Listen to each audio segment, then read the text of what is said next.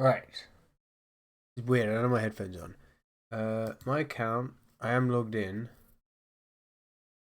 I needed the Monozyte call of mana because reasons. How does this work? Make a template. How do you make an? How do you?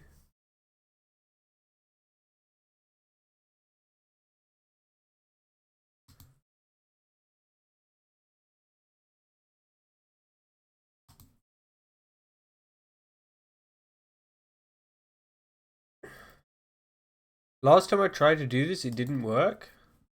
So I can't be bothered. I'm just going to do a single use template. And then we are going to do this again. We will put it in the head. No, I want to edit. In the head.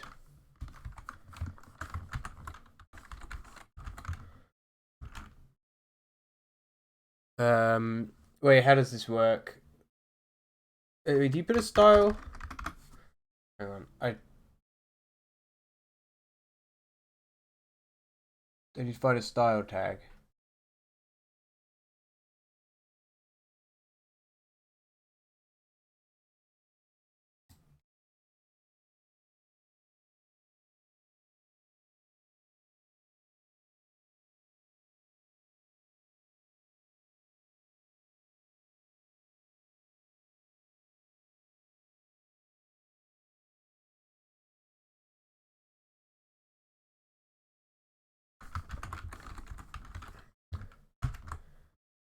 Can I just go like...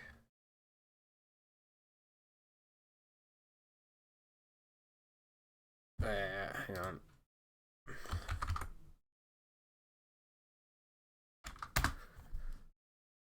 You do inline styling.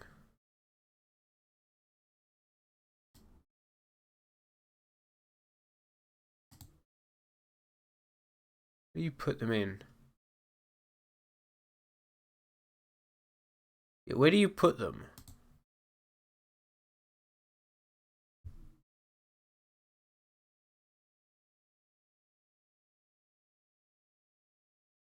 Oh, you just put it in straight up.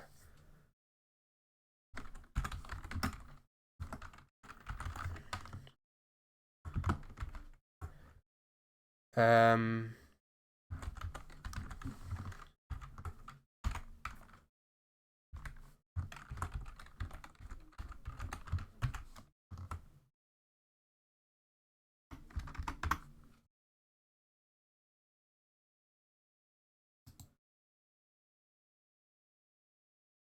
That'll work. What is that?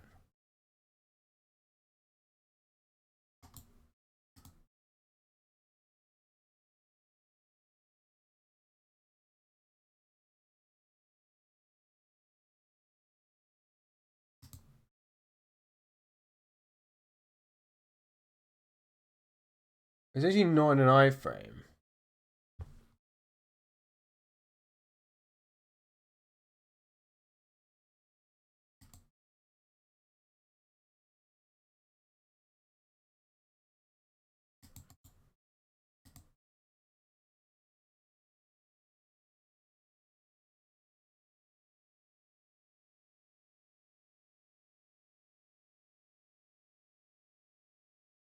TM video top right floater. We could kill that as well.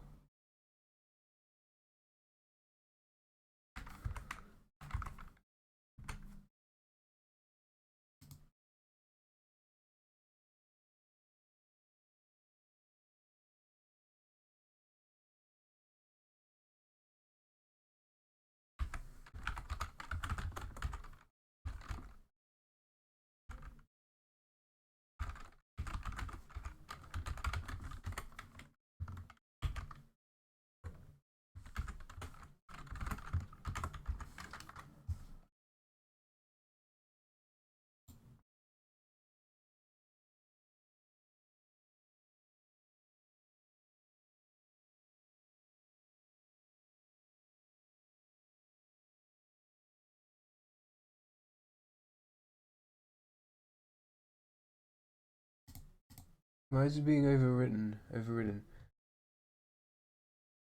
Fine, I can fix that.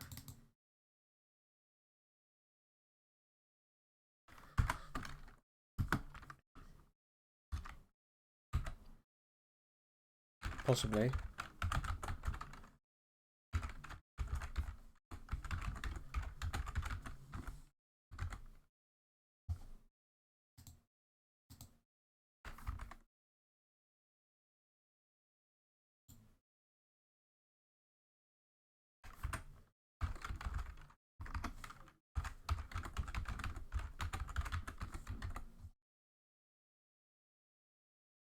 Yep, there we go. We'll just have to use specificity.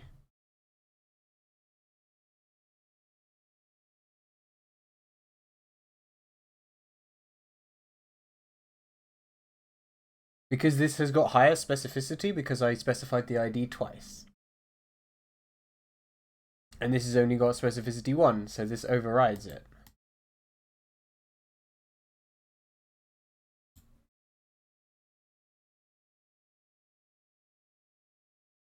Okay, it's gone now. Is this not an iframe?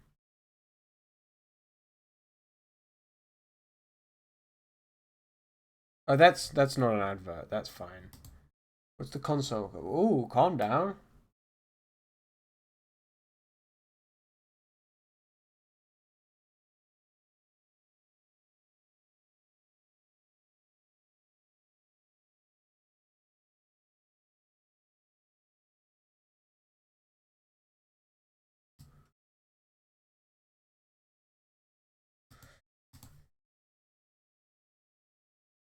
Right, browse.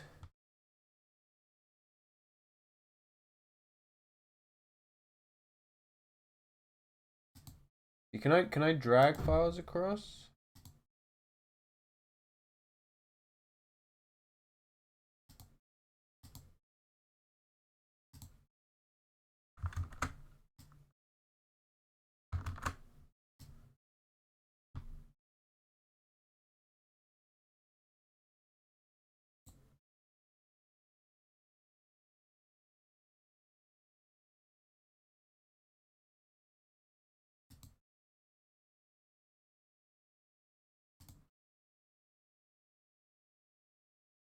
Right. Right, and we need to change on tier names. Right, so we've got... I don't know if I'm going to have the pivot tier, actually. We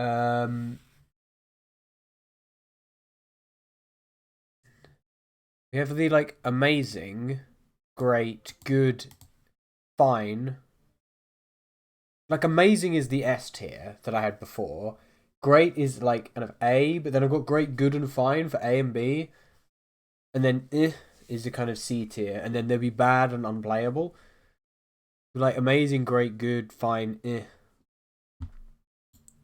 this. Add a row below. The question is, like, before I've had like a splash tier or like pivot. Also, these are in alphabetical order.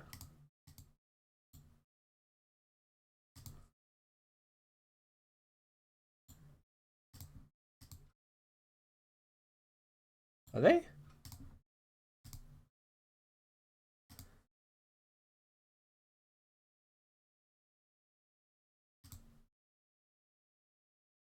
Where's abstruse appropriation?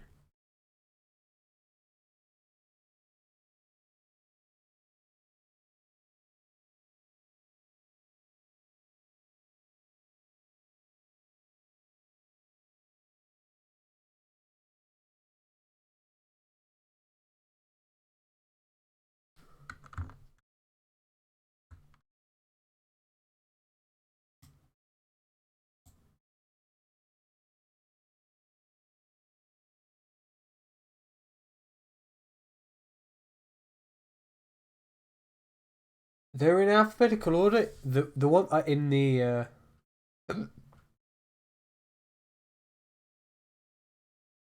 no, they were cool. They're supposed to be in alphabetical order.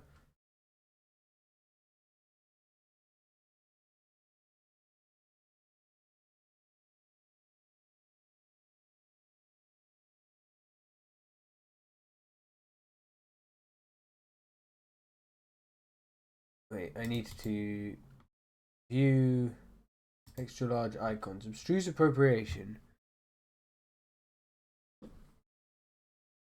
I need to be able to see the image because I want to find it.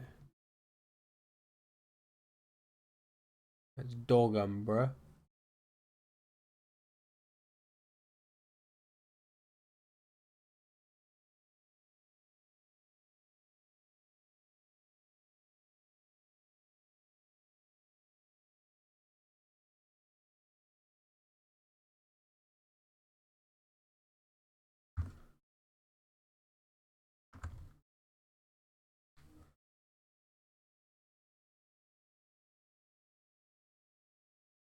They're just not in that order. Oh well, I wanted them. I didn't want them in. I don't know why I'm so intent on intent on finding abstruse appropriation. It's the first one. Like I wanted them not. Last time they were all listed in order of in like collect by collector number.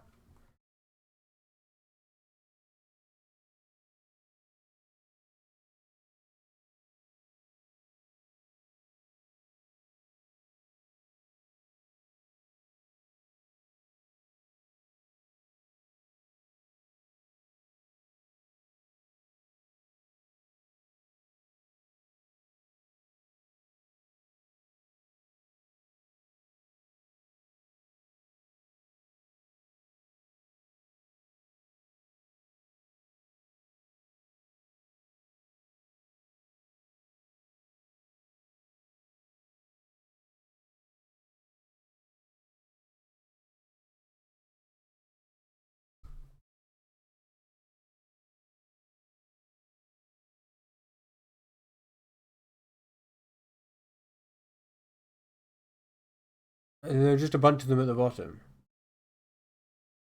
Right. View as a list. Ooh, that's hideous. Details, please. So yeah. Do I want pivot tier? I was gonna have a pivot tier.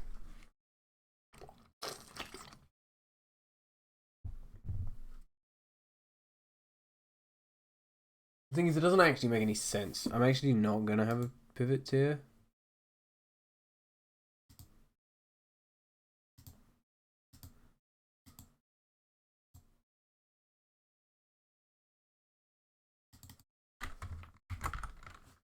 Oh, I can't. I can? Why does that. Why?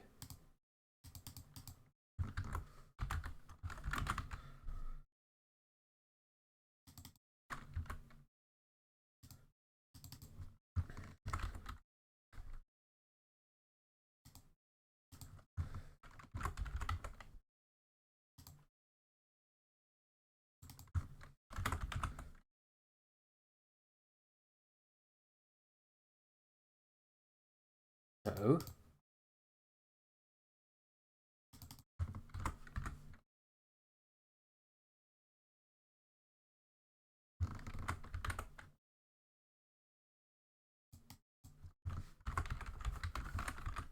Right. And this is limited focused, mostly draft. I've only drafted this set twice. I've also played 2 sealed events. Because this is expensive. They didn't do drafts at my local Magic place because this set's expensive. I did a pre-release. They did a sealed event, and then there were 2 drafts of it. But here we go. So Aether Spike. I mean, my first gut is that my first reaction is that it's fine. Is it good? It's not. Is it good? I mean, it's basically 2 mana counter target spell unless the controller pays 2. Sometimes it's counter target spell. Like if they spend all their mana, you can counter target spell and get an energy if you have more energy, but you need to be playing energy. My first thought was... I think I just copied the image link. I did. Angel of the Ruins. 7 mana, 5/7. It's definitely at least good. The only potential problem is that it is 7 mana. Because at ETB, you get to exile up to 2 target artifacts and or enchantments. Just gone. Is it great?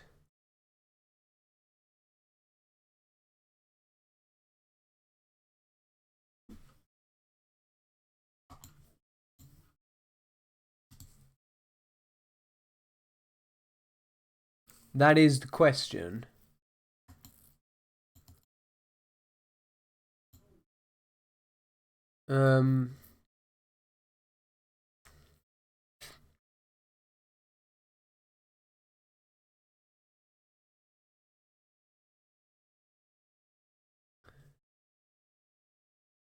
This page is loaded from another page. What is...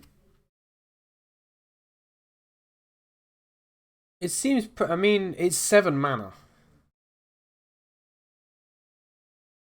But it's only a 5/7. If it were a 7/5... I mean, you can plane cycle it early. And it's an artifact creature, which is probably a minor... I mean, I don't know.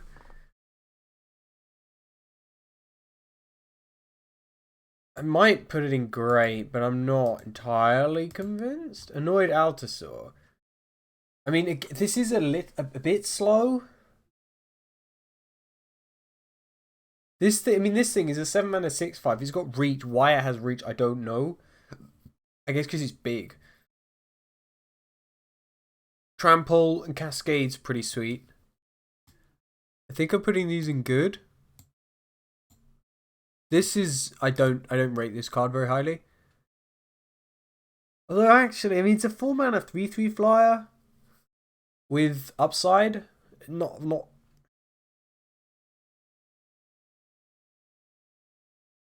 It's probably better than I give it credit for. I haven't found myself... I generally didn't find myself playing that many artifacts. I mean, I've got one of these, at least one, and I haven't put it in my artifact commander deck. The thing with modular is that it doesn't do anything unless you have other artifacts. Artifact creatures. But it is a 4 mana 3/3 flyer.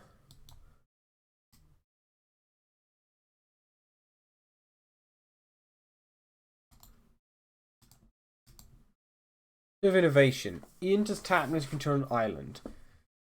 Tap for sort of blue tap.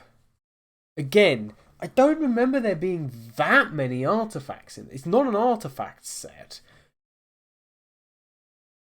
I need one of these.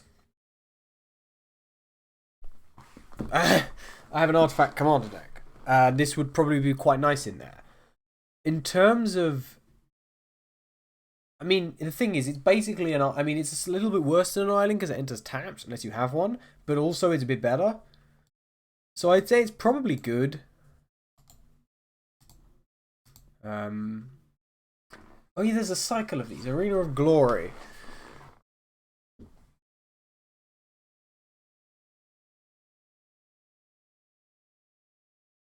So it's because you have to pay a red, tap it, and you add 2 red. So you have to pay a red. You get 2 red, but you have to have 1 up.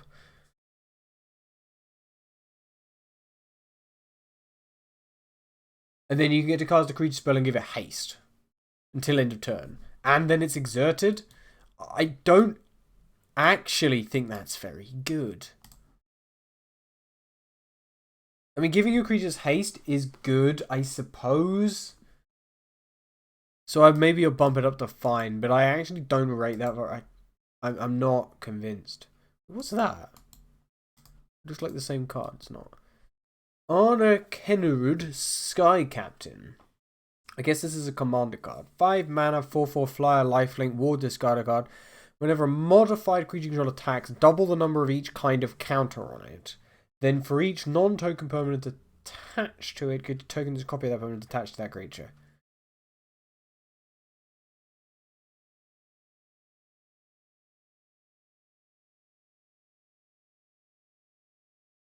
I mean, if I got this in draft, I'd probably play it, but if nothing else, it's a 5-mana 4/4 flyer with lifelink and ward. There are enchantments and equipments. They have living weapon actually, but the germ would be modified.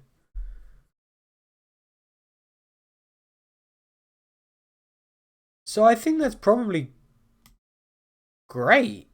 It's I need a pretty good tier. This is actually good. Ashling Flame Dancer, 4-mana 4/4. You don't. Yeah, this is already a great card. 4-mana 4/4 that you don't lose unspent mana. When you cast or copy an instant or sorcery spell, you discard a card, draw. You rummage. Oh, interestingly, it's not if you do discard a card. So if you cast an instant or sorcery and you have no other cards in hand, you don't have to discard. You don't do anything, and then you just draw a card. Second time, it does 2 damage to everything, and then you add quad red, and you get to keep it as well. I think this is great. It might even be amazing. Having said that, this is amazing. You don't lose unspent red mana, because of course what that means is at the end of your opponent's turn, you tap all your mountains and float all of the red, because you get to untap your lands. It's the same as with Kruphix God of Horizon, which I need to build a Simic Commander deck so I can run my Oko. I have both Okos. I have Oko Thief of Crowns. I got it from a booster pack from Thunder Junction. I have a Kruphix God of Horizons from a mystery booster draft, but that's like you don't lose unspent mana. I think it might become colorless, but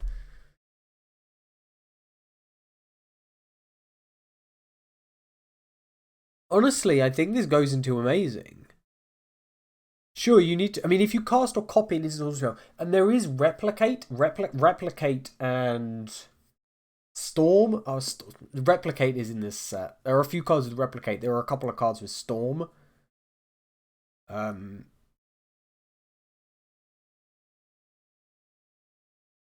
So I actually think this goes in the amazing tier. But I hope I finish this tonight. Barbarian Ring.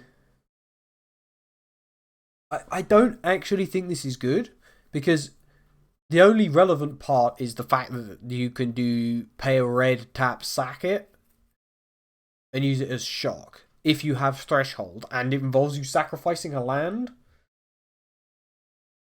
and it also damages you when you use it for mana.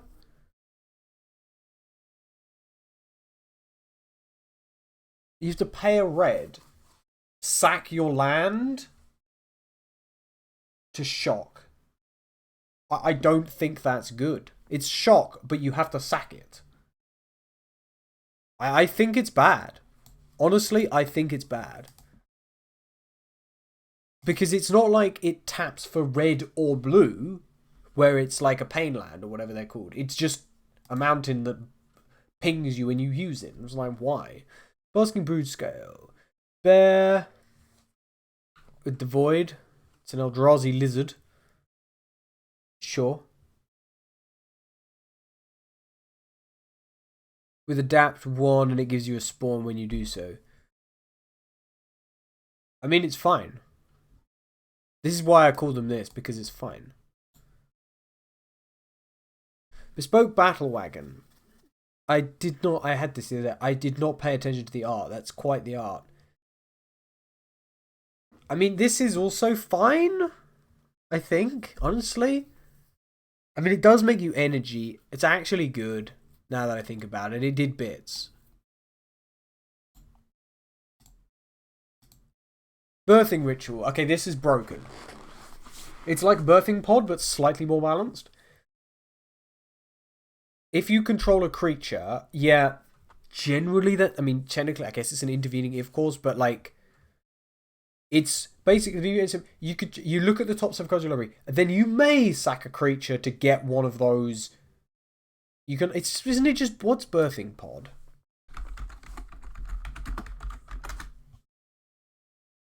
What does Birthing Pod do? Isn't this just Birthing Pod?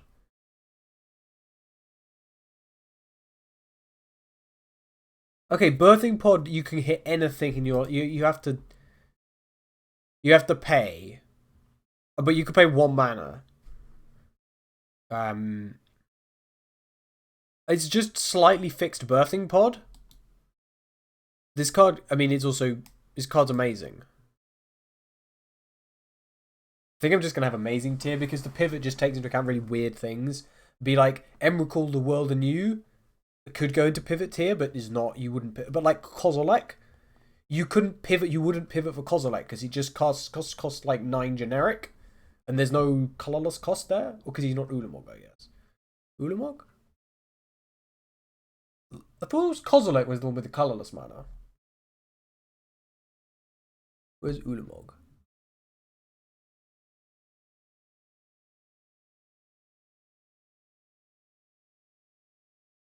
That's not Ulamog.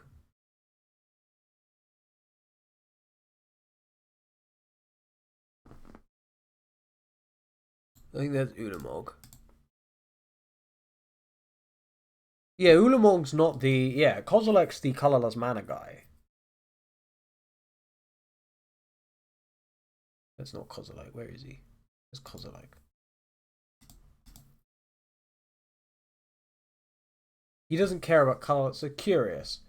Emrakul actually does. Where is she? There she is.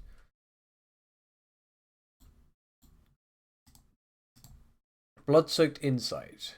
Okay, this on the back. Yeah, this is.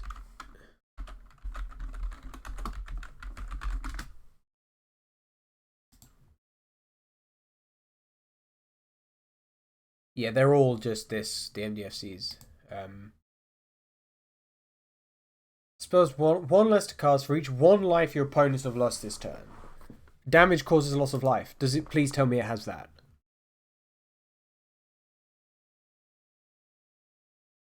It doesn't say. Damage causes loss of life.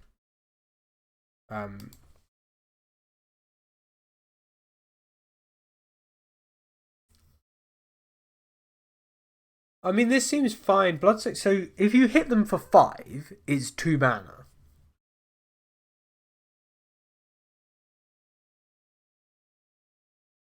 And its opponents, but that's not relevant for limited.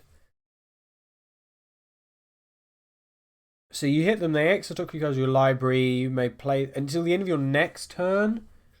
So you can cast something big. You can get a land, and it's an MDFC.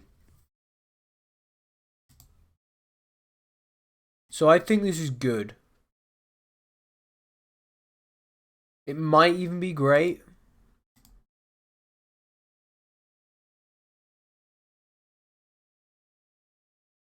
I think these the fetch lands. These are supposed to be really good.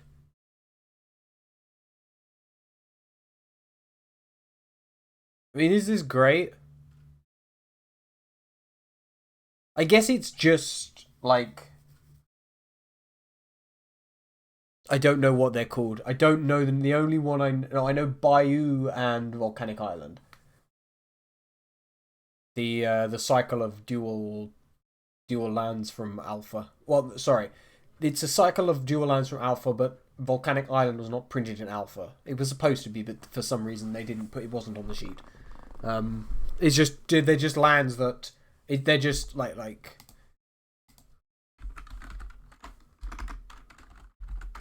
Bayou is the only other one. Bayou and Volcanic Island. Yeah, it's a swamp forest. I thought it was. It's just land swamp forest. I thought it was volcanic. I thought it was white black. It might be Volcanic Island, but I think it's Volcanic Island. Volcanic Island. Yeah, this one was not printed in Alpha. Because they like it was a mistake. It was supposed to be, I believe. Well, I mean, yeah. Just like there are mountains in Arabian Nights, although that one there actually weren't supposed to be. There, the Arabian Nights only has mountains. It doesn't have the other. I guess technically there are actually 12 basic lands, 12 cards that are basic lands. But being the 5 basics, the 5 snow covered, the 5 basics, 5 snow-covered basics, wastes, and snow-covered wastes are all basic. We will get to snow-covered wastes. We will also get to the basics. This is just paying one.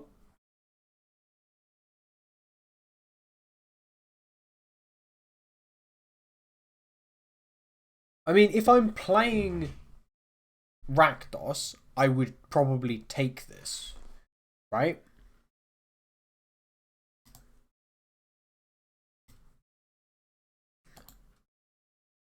It's not particularly Boggart Trawler. Okay, so this is the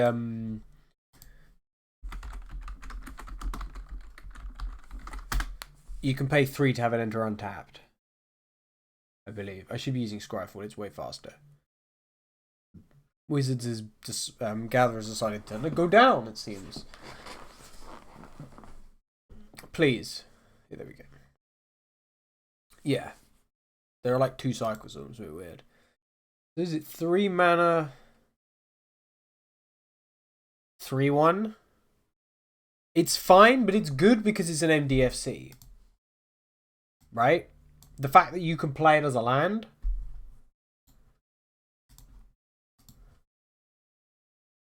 Bountiful. Okay, the entire set of landscapes. The cycle of this is what's green blue. What's green blue red? That Sultai. I want to say Sultai, but it might not be Sultai. It might be like Temur, but I don't think it is. Oh no, Sultai is black, green, blue. I don't know my wedges.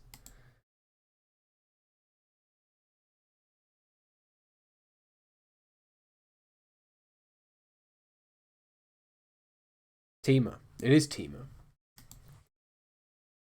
So this is Temur landscape. I think I put them all in good. All 10 of them are going in good. Brain Surge. This is. I mean, it draws you 4 cards, and then you can put any 2 cards from your hands on top of your library. I think again, it's a good card. Is this Ajani Fells the God's Eye? It is. What does this do? 5 mana removal. You get a cat. This is fine. Is it fine? I mean, 5 mana's a lot for a removal spell. And then you get a cat. I think it's fine. Ajani. Now, Ajani, I think, is only great. If he's red on the back, he might be Boros on the back, actually.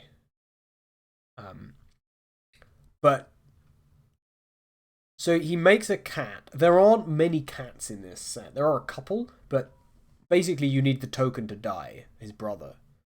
Which is why, I guess that I presume that's what caused his spark to ignite. We will.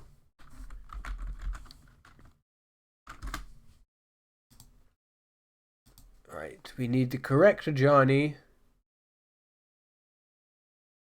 This one. This is the one. He is Boros at the back. So you +2, you put a +1/+1 counter on each cat you control. That is not very relevant. His 0, it gives you a 2/1 white cat, and then if you're playing red, deals damage equal to the number of creatures you control to any target. It does a lot of damage. Like, it is actually quite a lot. It's quite powerful if you can get it going. You do have to be playing red. But if you just think of him as a Boros card, the other issue is that you generally don't tend to have very many cats. Which is why he's only going in grey. Because his +2 doesn't actually do anything until you make some cats. Like, I found myself... I've got 2 of him. I drafted 1 and opened the other one in my second sealed. Raptor. Piker with first strike. Having first strike pretty much negates the fact that it's only a piker and not a bear. ETB, you get 2 energy. Then if you guys from your hand...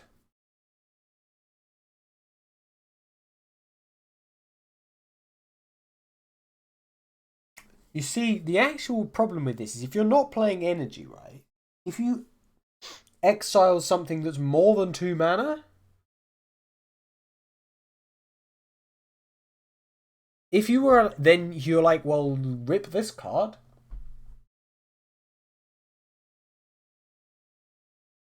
So I think it's only fine because there's a high chance that you whiff on its own. Because if you hit... That's... If you hit, say, Amphibian Downpour, this is a pretty good card. But you just whiff. You just be like, well, I guess I'm not casting it because I only got 2 energy. If your casting's on like turn 2, I think it's only close my other tab. Fine. Amphibian Downpour, on the other hand,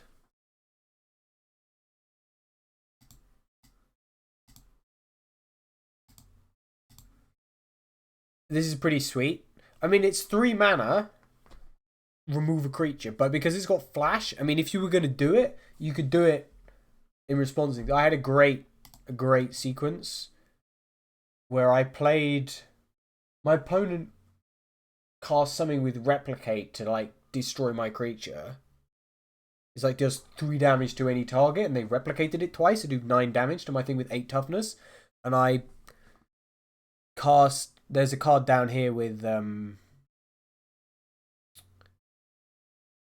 counters a triggered ability. And I checked. I had to go up and ask the guy running it. It was probably Doug.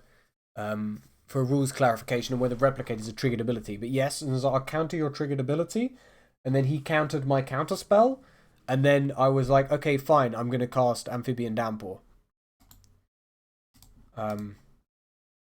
Storm is 4 because I'd cast a spell.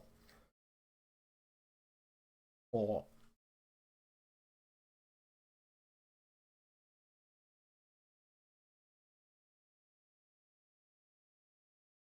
it was very funny. It's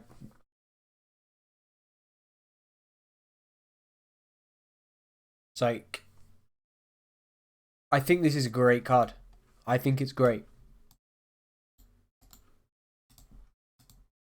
Branching Evolution, 3 mana. Oh, hey, it's just doubling season, or hardens. It's one of those effects. It's a great effect, and it's only 3 mana. It's cheap. It's no doubling season, but Breaker of Creation. Now this, I mean, it's got Annihilator. Its one real weakness is that it's only got 4 toughness. And it costs 2 colorless, which is a bit awkward, but less awkward than you might think because of the landscapes. If you get it early, you can draft landscapes and you'll probably be fine. And then if you get some spawns, sources of some spawns. For each color spawn, it counts lands. That's the thing to remember. It counts lands. So it'll gain you like 10 life, generally. Hard to kill. Annihilator is crippling. I think it's a bad mechanic, and it's just badly designed. Because with the thing with Annihilator is, if you're winning, or if your opponent has something with Annihilator, if you're in a winning position, then you likely have stuff to sack. You attack with Breakation. Okay, I'll sack something that I don't need and block. I could even sack lands. If I'm losing, then it makes it harder for me to catch up. Annihilator doesn't work as a comeback mechanic, because if your opponent's got a bunch of stuff, they sack something worthless and kill your thing. If you're winning, it just makes it you just win even more. Hexproof from each color, so it's hard to kill, except for that pesky 4 toughness. So it dies pretty easily if you block, but that, I guess, then the Annihilator means that even if they block it and kill it, you still get they get 3 for 1. And you gain a bunch of life. Its only problem, I mean, it's the 4 toughness, the fact that it does cost double colorless, so it only goes into good.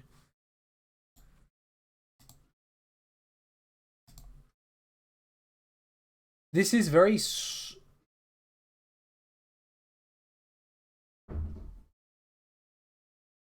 I guess if you attack with 2, this is fine. it does draw them cards, and it's much slower than you think. Maybe it might be better in multiplayer. Breathe your last. It's just murder with upside. Right? It's actually just... No, I don't want it. Oh, yeah, it's just murder with upside. It hits planeswalkers and you gain life. Murder isn't uncommon? What?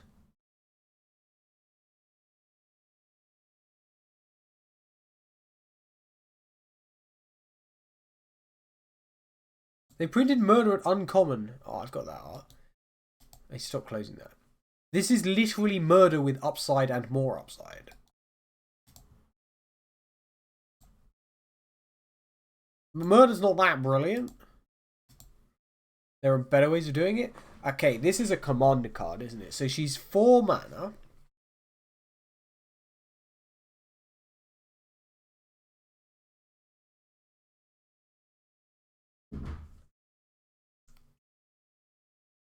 I think she might actually go in unplayable in draft. You're not if you first picked her, you would need to draft. I guess you draft the landscapes, so she's possibly playable as a first pick, or maybe like if second pick you get past her. But pack 2 or 3, she's completely useless, unplayable, because you need to be running 4 colors. You just have to take a lot of landscapes so you could fetch lands, because you need to be playing all 4 colors. I guess you could play 3 and splash, maybe? But you'd also be needing artifacts in order for her to be any better than just a 4 mana 4/4 that makes 2 1/1s, which is kind of eh.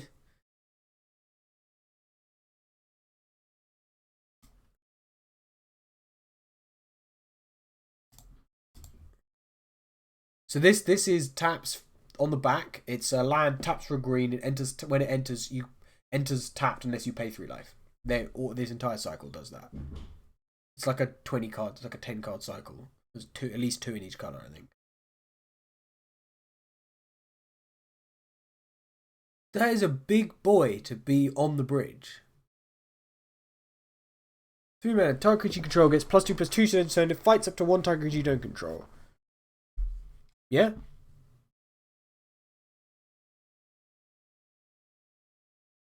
It definitely makes it into good with the land on the back.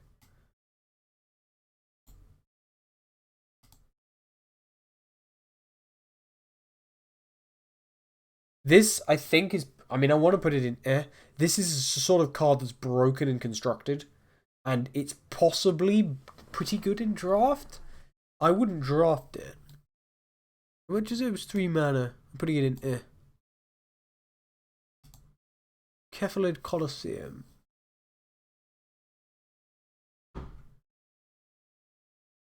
That's the thing. That is an expensive thing to sack it to draw 3 and discard 3. I think it's It's better than the other one. Charitable Levy. Non-creature... This sounds like a great fun card. Whenever a player casts a non-creature spell, put a collection counter on Charitable Levy. Then if there are 3 or more, collection on sack it. If you do draw a card, you must over planes with a matter of tap and shuffle. Oh, so it only does it 3 times.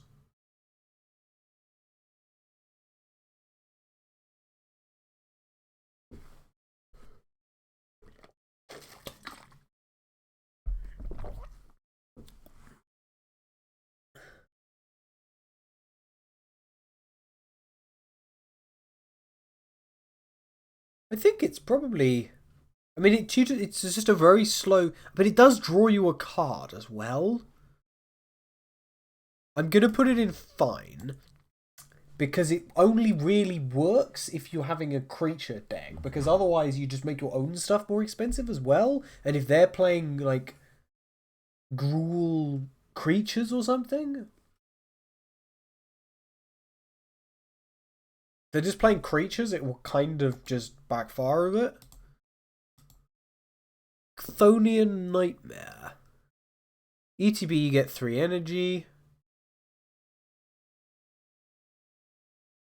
Yeah, which is great.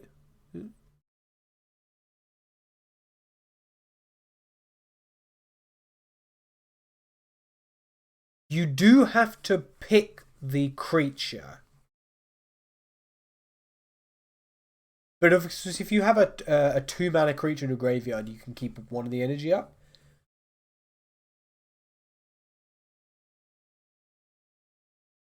It brings the creature back to the battlefield untapped.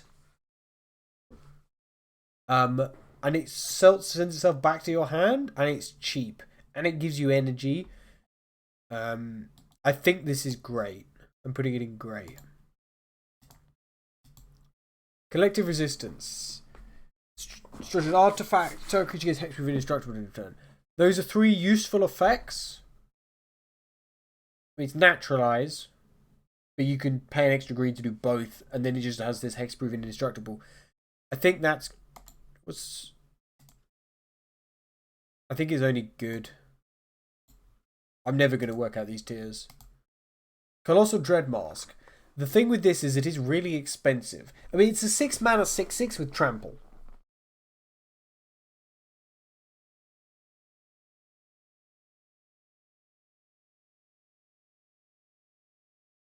That's, and then if it dies, you can get 5 mana 6/6 with trample again. I think that's a good card, actually. 6 mana equipment, but it has a living weapon, so you get the germ. So it's, you just get a 6/6 with trample.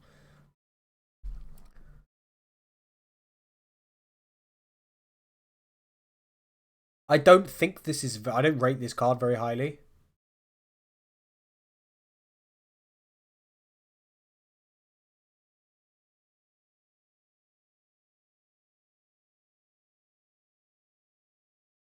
I mean, it's a bear with an upside. I mean, it's probably fine. This is consigned to memory. This is actually pretty decent.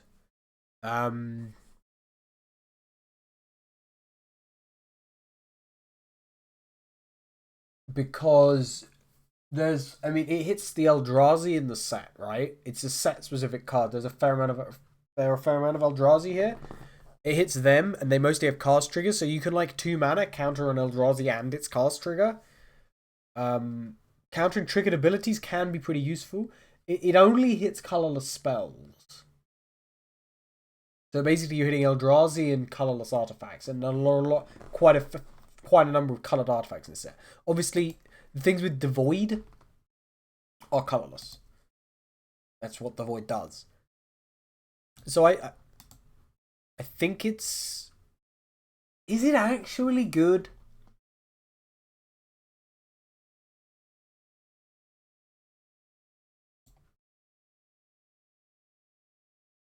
I think it's fine, honestly. Actually, I was going to put it in good, but I think it's only fine. Human Corruption. I mean, how many swamps are you going to have in draft? You're playing almost certainly 2 colors. So, if you're running 17 lands, you're probably running 6 or 7 swamps, right? Considering you probably have a couple of landscapes. And maybe some NDFCs, so you might be running a bit lower. So,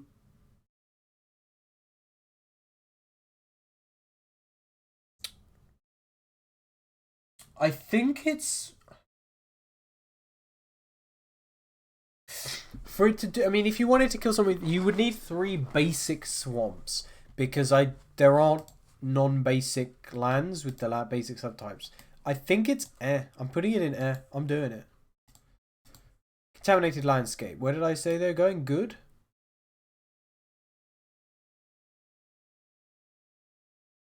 Yep.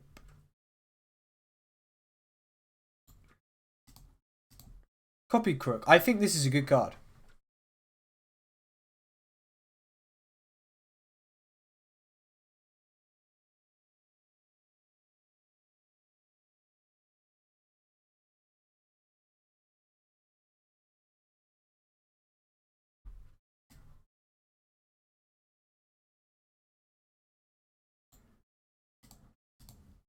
Adopted Shapeshifter. It's expensive, is the thing, but it does become a 0/12. A 4-mana 3/3 flyer is fine. A 4-mana 2/5 with Vigilance is less than fine. A 4-mana 0/12 with Defender is a waste of space. However, I think it's probably...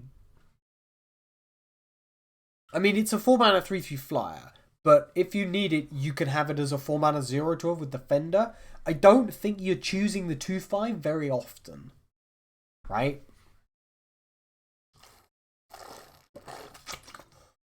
If you need it for... Like, you'd probably rather have the 3/3. I don't think you're choosing that. So it's basically a 4/4. It's a... I still think it's fine. I don't think it's good. Crabomination, I love it. This is a great card. The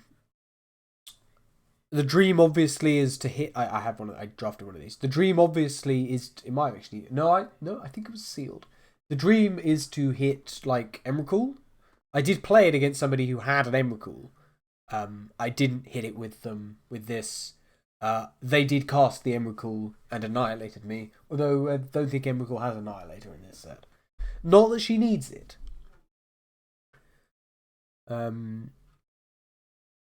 This is a funny card. You know what? I should put this in my artifact deck because it would be funny. I think it's great. How much is it?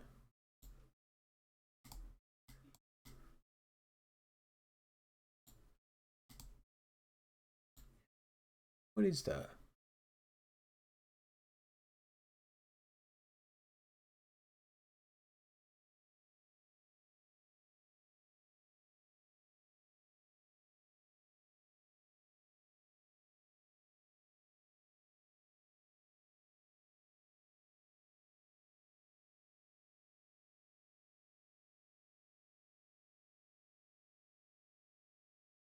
We don't need that there.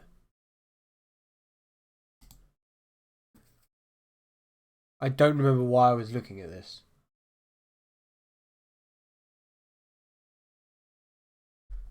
I do not remember why I wanted to look back at that.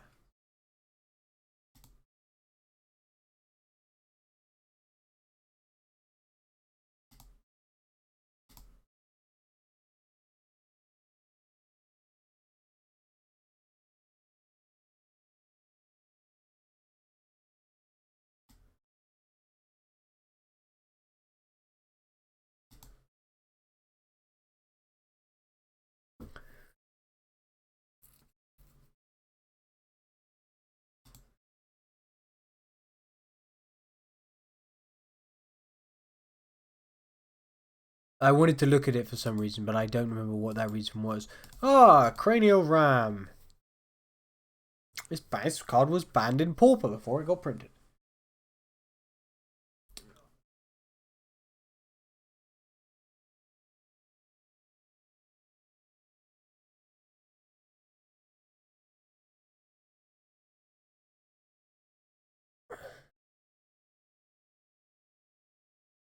You need artifacts, and I think there is an artifact archetype in this set. I mean, it may well then be in Rakdos. I didn't play it at all.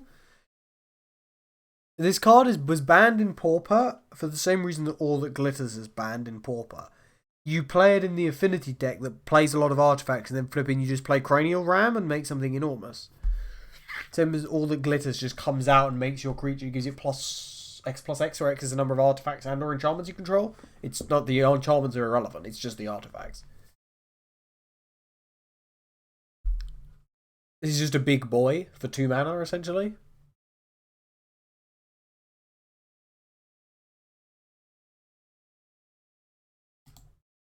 So in the right colours, it's probably good, but I'm putting it in fine. Mainly because there were so many of them. It was just Cranial Rams everywhere. Cursed Mirror. I think this is a good card. I mean, it's a... It won me a game. So I guess that promotes it. It's everything's going in good here is the problem. This is what happens with TS. Curse Wombat. Permanents you control have whenever what. It triggers only once you turn. This is actually seems like a pretty great card.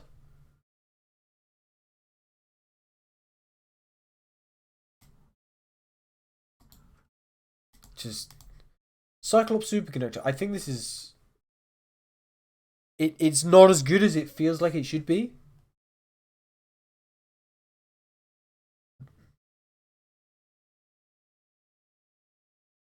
Like, so I guess you're supposed to prowess and then have it die, but it's just like 3 mana 2/2.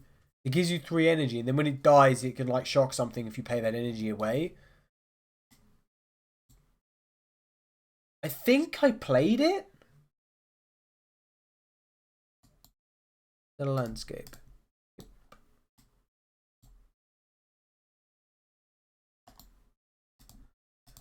Decree of Justice. I think this is.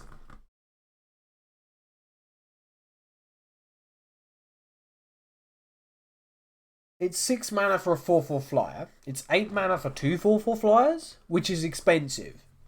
And it's 10 mana for 3 4/4 flyers, which is a great deal, but it is a lot of mana.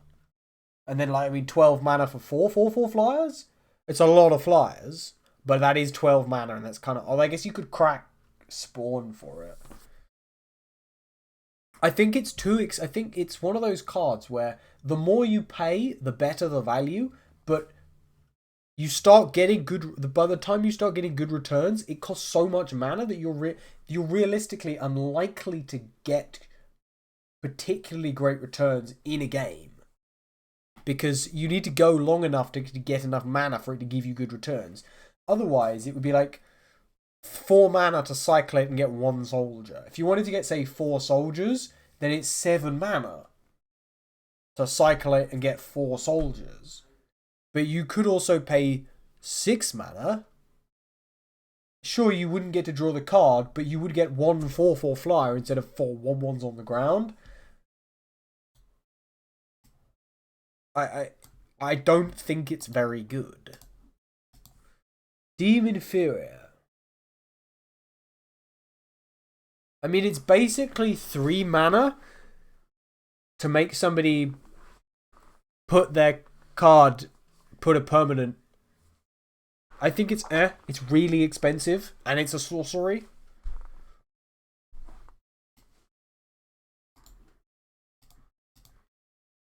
Deep Analysis. Target player draws 2 cards.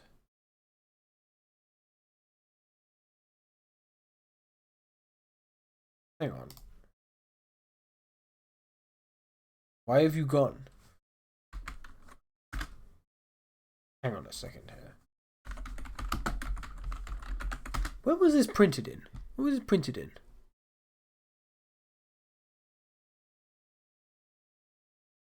That's Onslaught? No, it's Torment. That's Commander, Vintage Masters, Eternal Masters, Commander, Streets, that's Capenna Commander, Masters, Dominaria. That's what my brother had. I was playing my brother the other day, and he was like playing this. So I was trying to. I was like,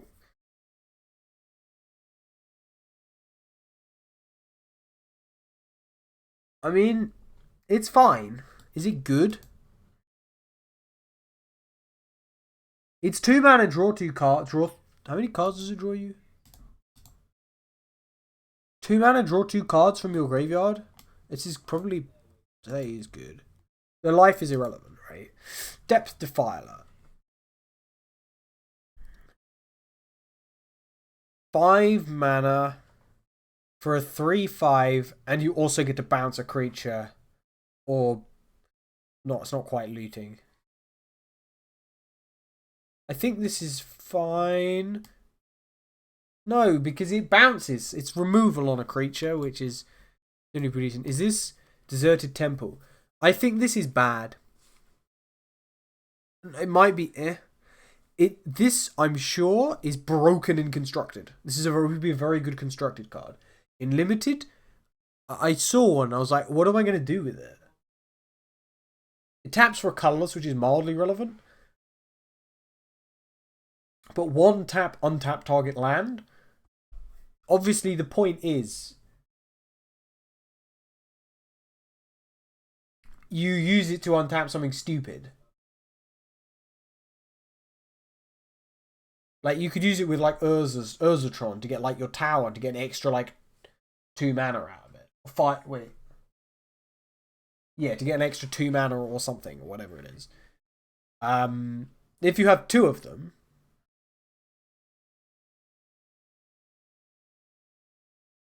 you can't infinite combo them. Oh, wow. If you have 2 of them, that is not an infinite combo. I think it's eh. It does tap for a colorless. And it's a land. And it does untap things. But it taps itself to do it.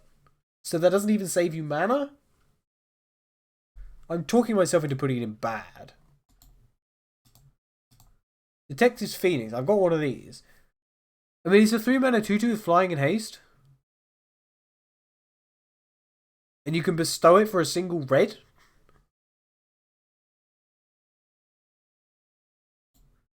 What's that? Looks like a big Eldrazi. Devourer of Destiny. Oh, yeah. Exile target permanent. Permanent. It hits. I mean, it hits Dryad Arbor. Does it hit anything else? Any other lands? Type is land.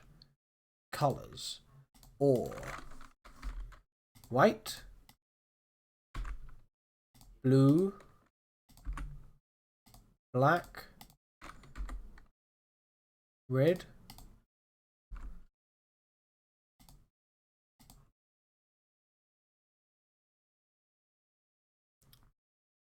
Dryad Arbor. It's the only land it hits. What the hell is that? From the Vault Realms.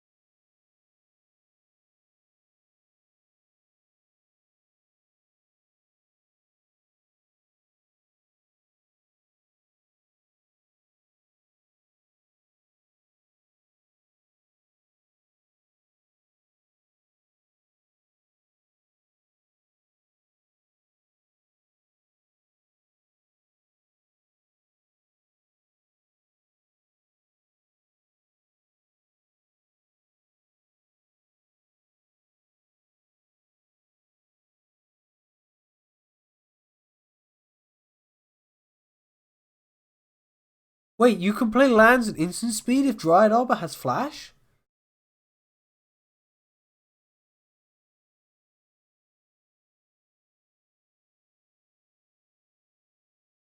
Okay, I did not know that. That's quite cool. It's the only land you can hit with this, I guess.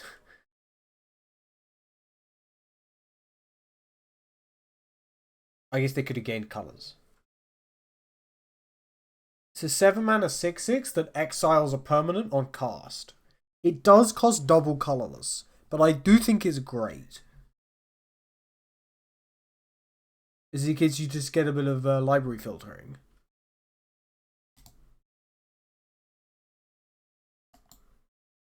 Just freely suffer freelies.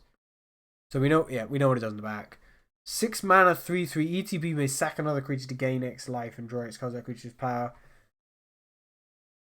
It's really expensive.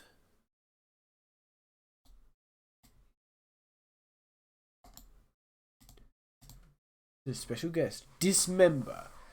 Oh, it's 1 mana. Target creature. This is an amazing card. Is it amazing? Or is it only great? It's 1 mana.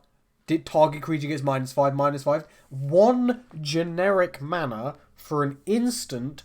Target creature gets -5/-5 to end of turn. Sure, you have to pay 4 life, but like, who cares? And you could pay black in if you wanted to. I mean, if you pay the black, it's worse murder, I guess. It's not worse murder because it kills 5/5s with indestructible. I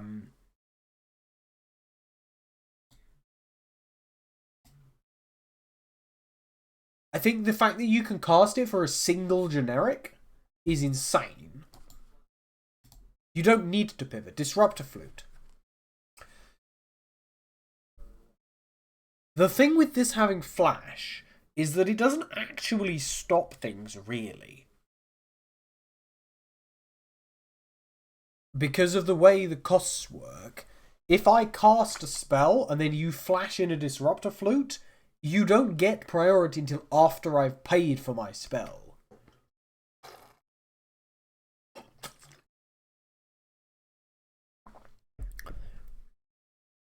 So if I cast Emrakul the World Anew, you can't then Disruptor Flute and choose Emrakul the World Anew.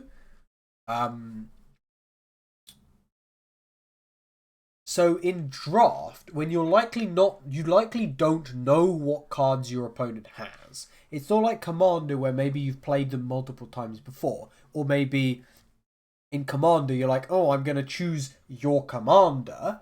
And like, you can't activate its abilities and it costs you 3 more. In Limited, you're likely not going to know what you want to hit until they cast it, at which point it's too late to make them... in which case it's too late and it doesn't make it more expensive.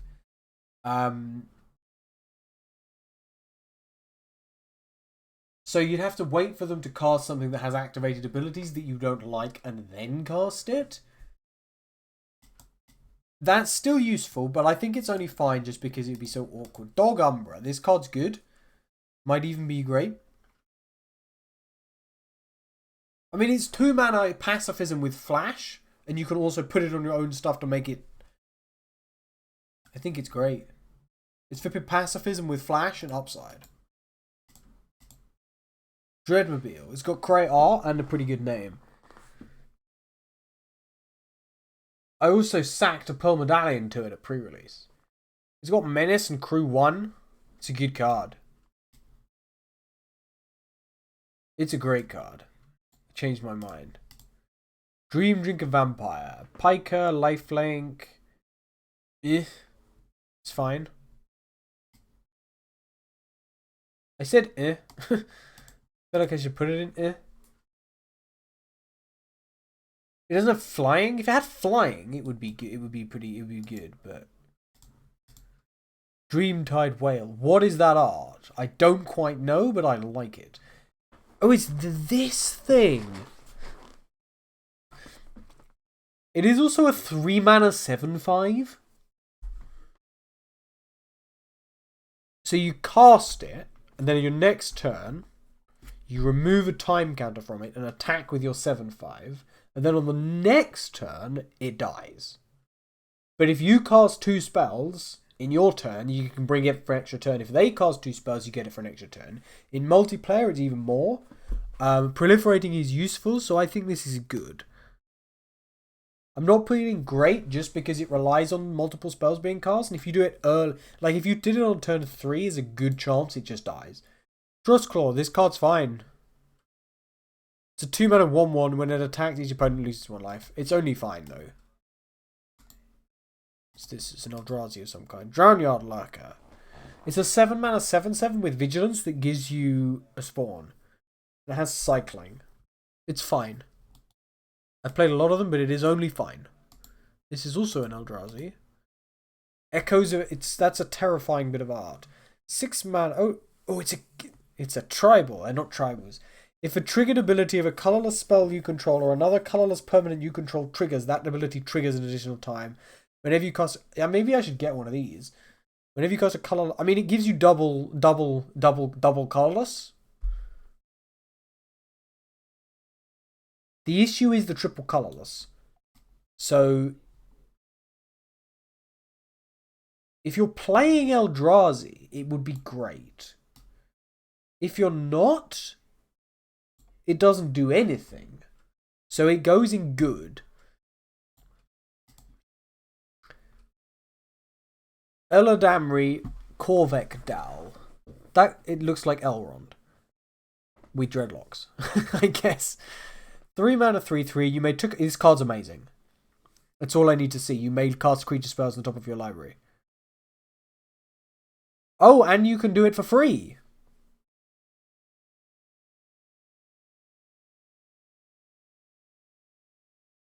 being able to cast creature spells on top of your library is just so good. This card's amazing. Or I saw you may cast creature spells on the top of your library. It's amazing. It that heralds the end? Oh no, Eldrazi Ravager. 6 mana, 6/6 with Annihilator 1, and you can res it. And it has cycling. I mean, it's good. I was going to say fine, but it has Annihilator. It's a good card. It is a good card. You can sack any 2 Eldrazi. It is a good card.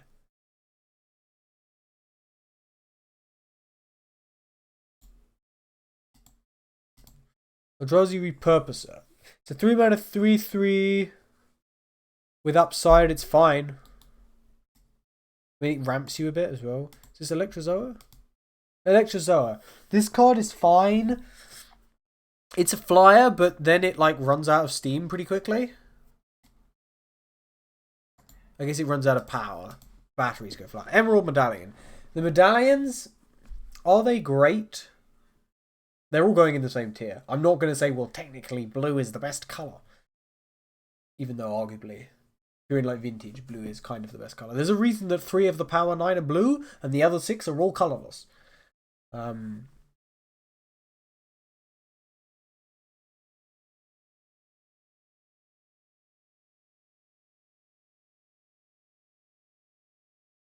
Medallions, are they great?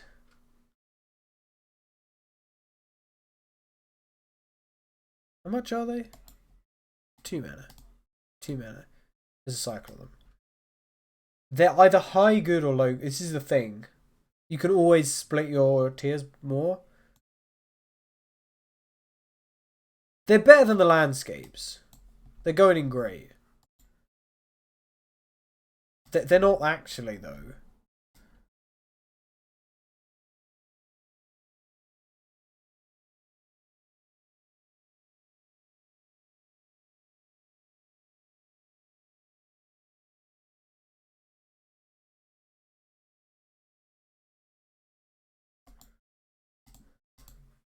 Emissary of Soulfire. It's a Djinn monk. He looks more like a Minotaur. 3 mana 1/4. Oh, he puts exalted counters on things. This is a good card. It's not great. Emperor of Bones. It's a skeleton noble. Yeah, this is great. This is pretty good.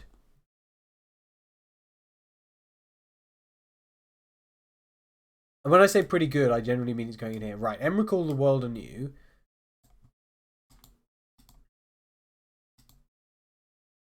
When you cast this spell, gain control of all creatures target player controls, protecting from spells and from permanents that were cast this turn.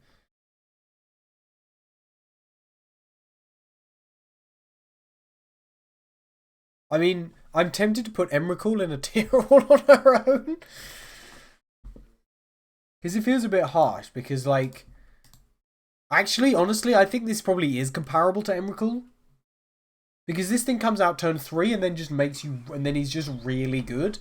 Emrakul in draft will likely win you the game. She will... Either she gets countered... No. Basically, the only thing, pretty much, that will save you from Emrakul is that one is consigned to memory. This thing. Because on cast, even if you counter Emrakul, they still gain control of all of your creatures. But then they just don't have to sack them. When she comes out, she's really hard to kill because she's a 12/12 flyer. So she's really big. You need something with Death Touch to kill her. You can't kill her with a removal spell because she has protection from spells. And even things that are like... You can't flash in blockers. She can block things with haste. She just doesn't take damage. Like, if you... You know...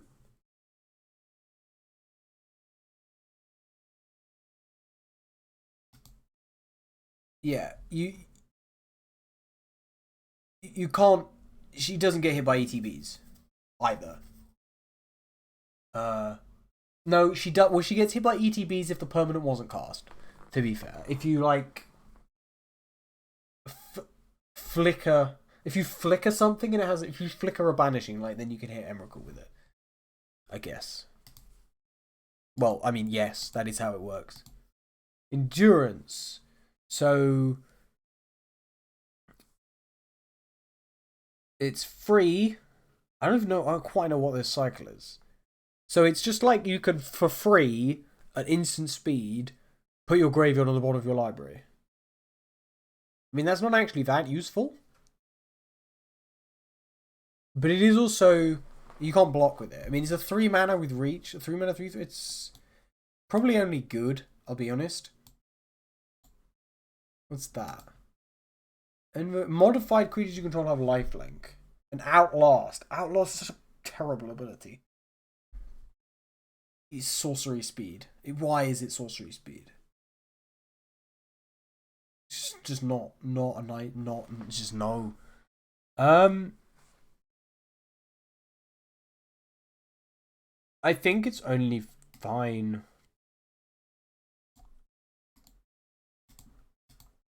Essence Reliquary. Turn another target opponent you control, all auras you control attached if they're in his hand.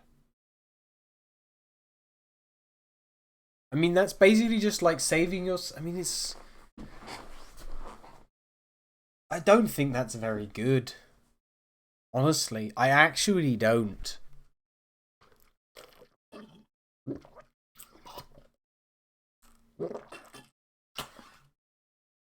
I'm out of water.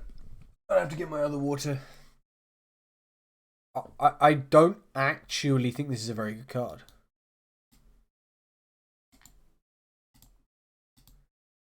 Estrid's Invocation. 3 mana, you have an artifact. Oh, so then you could flicker it, and then you could have it become a copy of a different enchantment. Or you could, if it had an ETB effect, you could repeatedly do it. It relies on you having other enchantments that you want, but it's not that hard. I mean, you do need to have an enchantment, but you do have to have an enchantment, because if you didn't have any other enchantments, you wouldn't be able to choose to have it enter the battlefield as a copy of an enchantment, and then it wouldn't have this.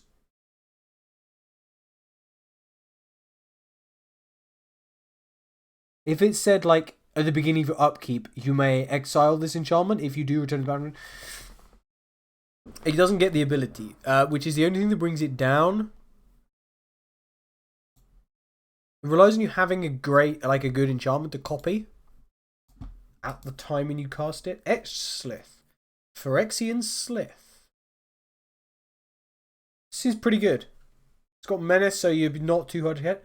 That is some amazing art as well. I don't quite know what it is, but I like it. I think. I don't know whether to like it or be terrified. Therium Pteramander. Salamander Drake. It's not very good. You need a lot of artifacts. Like, it's just so expensive.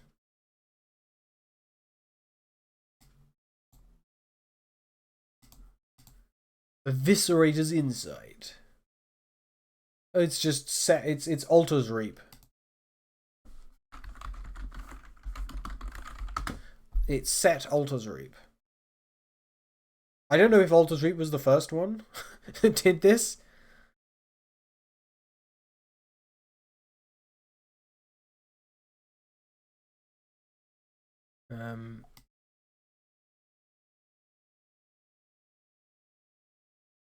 Here you go, there's the address. If you ever wanted to know what Eviscerator's Insight is like, is in base 64, there you go.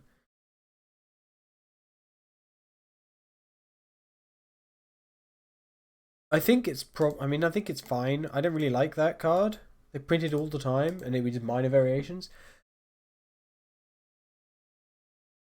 So if you adapt it, then when it attacks, it just gets bigger. And it's also a 3 mana 3/3 with upside. This is fine. But it might... No, it's good. It's not fine. It's good.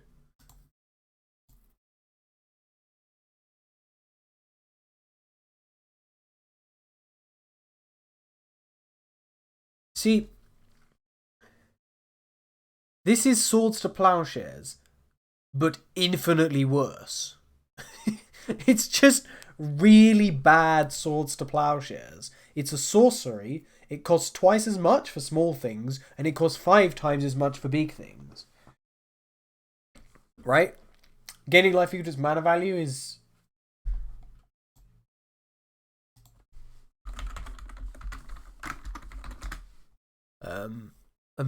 so it's basically just Swords to Plowshares. The power will be typically comparable to the mana value.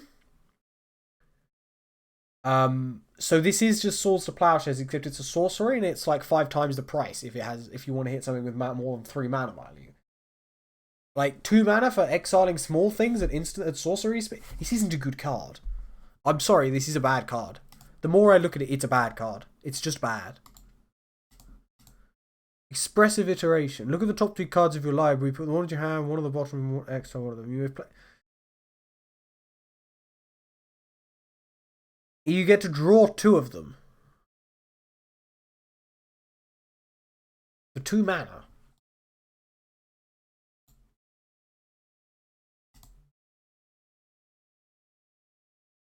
Do you cast it or play it? Play.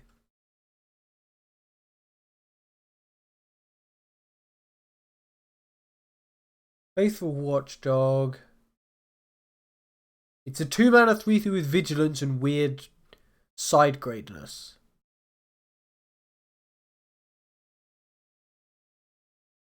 Third Battalion Patrol Hound 7. That would have been a much better name for the card. I think that's good.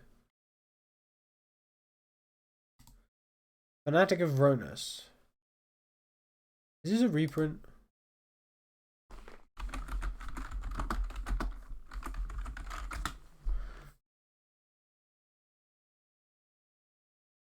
No. Ferocious. I mean, it's a mana dork. It's a 2 mana 1/4. Eternalize is when you get a 4/4. I mean, if you have a creature with power 4 or greater, such as if you eternalized it, I guess. It does tap for quad green. It's good. It doesn't make it... I mean, that is a lot of mana. I'm not putting it in great. Fanged Flames.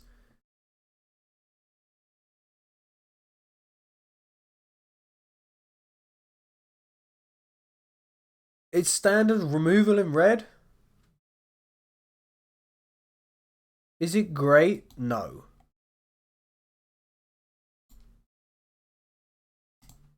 Fangs of Colonia. Put a +1/+1 counter on target creature you control. Oh, it has Overload. So 2 mana, it's pretty cheap. I think this is pretty good.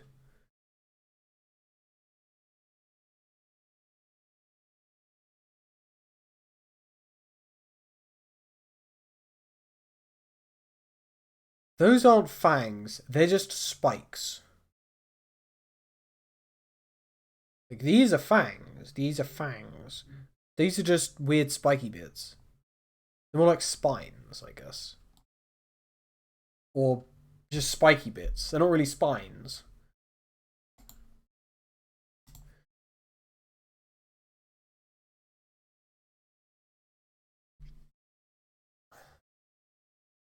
I mean, at worst, it's like 2 mana to put 2 +1/+1 counters on something, which isn't that bad.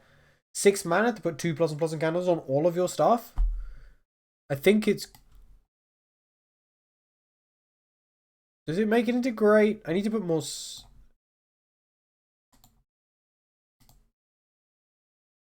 This is a great card. You know what? Fel the Profane, it's great. It's a great card. It's removal, and it's also a land. Flare of Cultivation. You may sacrifice a non-token green, so it's for free. You sack a creature,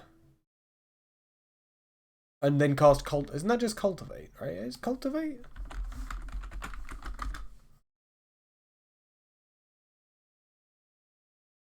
Two lands. One of them have attacked. Yeah, it is just you. It's cultivate. But it costs one green instead of two and a green, and you can cast it for free.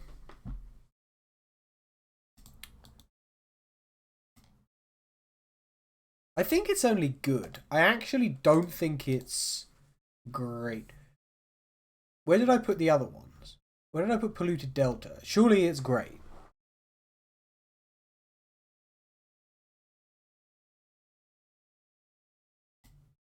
It wasn't Polluted Delta, it was that one. I've changed my mind. Those are great. They're not good. They're great. Flusterstorm. Counter target uses and sorcery spell. Unless its controller pays 1. Storm.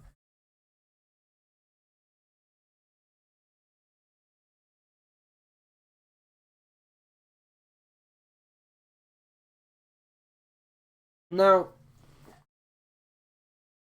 how good actually is this card?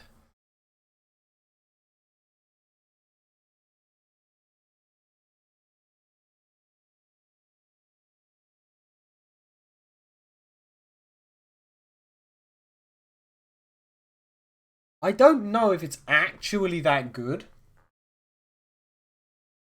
Genuinely.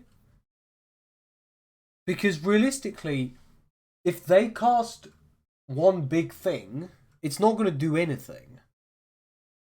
Well, no, worst case scenario is single blue, counter target instant, only hits instant sorceries as well. Counter target instant sorcery unless its controller pays 2. Because you get a copy for the thing you're countering. Your storm, if you cast a count, in fact, you literally cannot. If you could create a copy of something directly on the stack without the original being cast, there might be a way. But essentially, there has to be an instant or sorcery spell on the stack for you to cast this, so you will essentially always get at least one copy.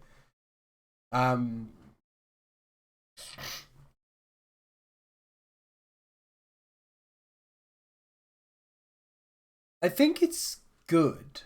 I don't actually think it's great in limited. Single blue counter target instant or sorcery unless its controller pays 2. Combat trick, you might get a bit better. If you cast a spell on your turn, they do something at the end of your turn, maybe you get a bit more value. But it is also only 1 mana, but it only hits instants and sorceries. Because most of the time your storm count isn't going to be that high, unlike Amphibian Downpour, where it's good on its own, and you just wait. It's like, oh, I need to remove their thing. You just wait until they cast a spell. The effect is much less valuable than Amphibian Downpour, even though they both have Storm, but it just does much less with its Storm.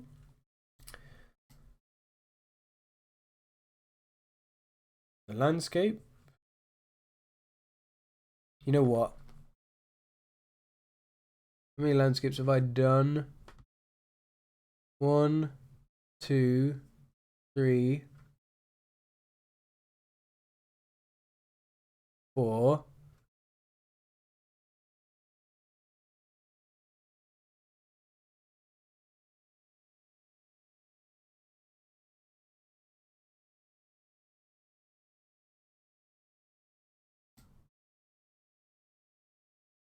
5.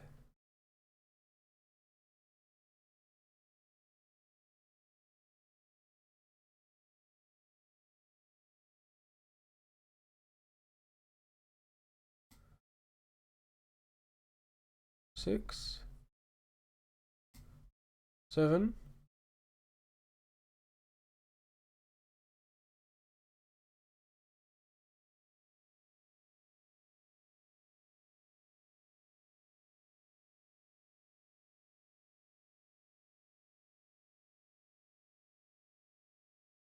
8.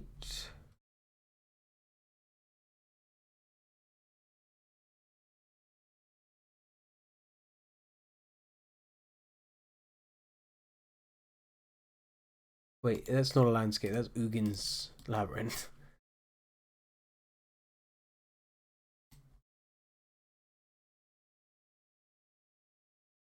9.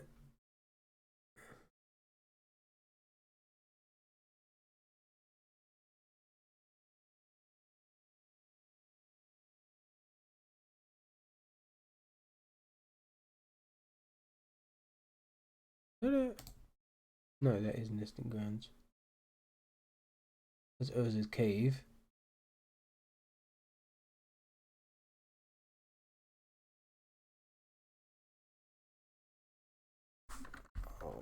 Let's zoom in.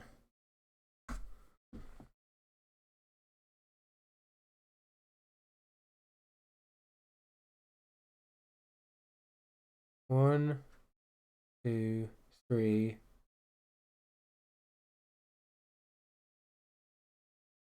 4, 5, 6, 7, 8, 9.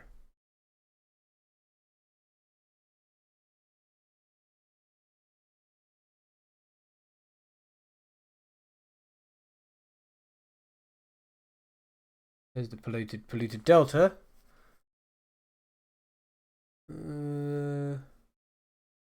Seething landscape.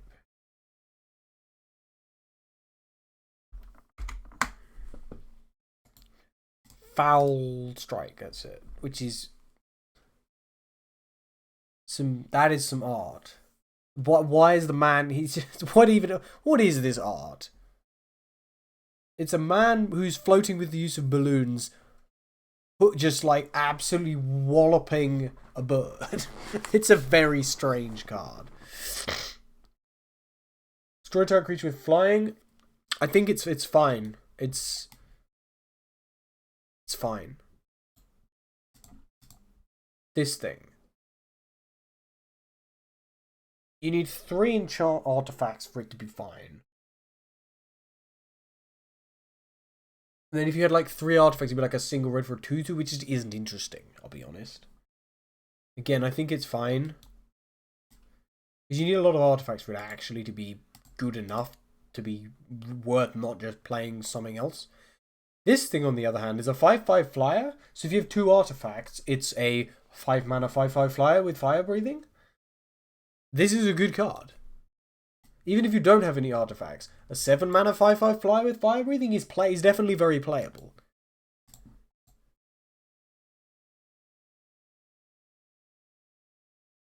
I mean, this is exile a red card from your hand. It doesn't have flash. It's exile a red card from your hand. Deal 4 damage to target to any number. This is great. How much? It's a 3/3, right? Yeah, 3/3 double strike. It's not quite good enough for amazing, I don't think. Galvanic Discharge, the classic. I mean, it's lightning bolt. Oh no, because it only hits creatures and planeswalkers.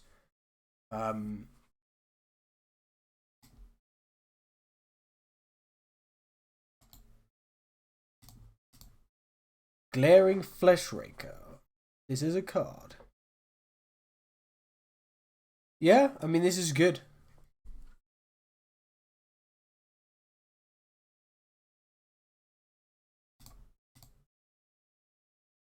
I could definitely play that in my artifact deck. Not this though, because it's the wrong color.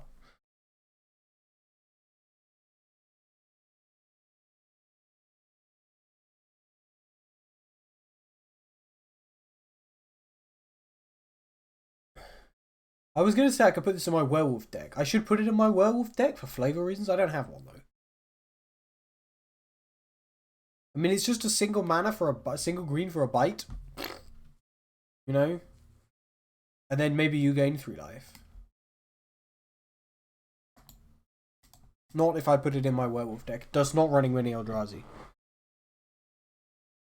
Hydra Trainer. Okay, that's pretty cool.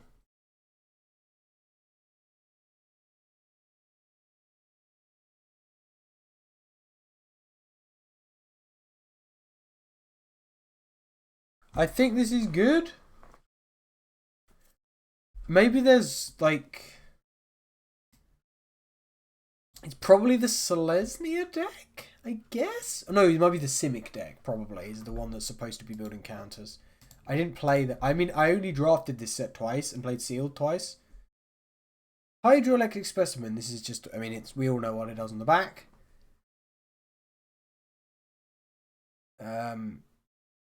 3 mana 1/4 flash. I think this is fine. I was going to say good, but I don't think it's good. I think it's only fine. Idol of False Gods. I have never seen this. Ah. Oh, it gets counters. So one colorless tap, you get a spawn. Of course, you can sack the spawn to put counters on it.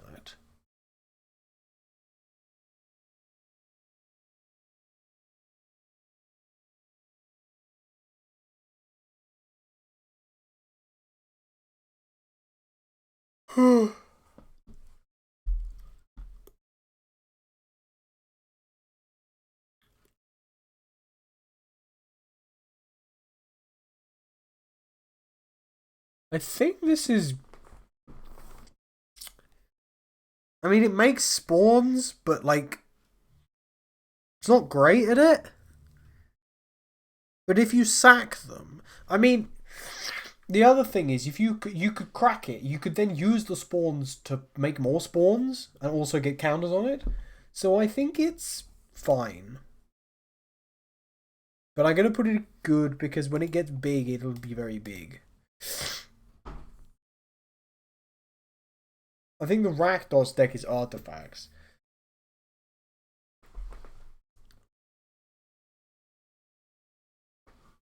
Like, I had this, like, I think he's fine.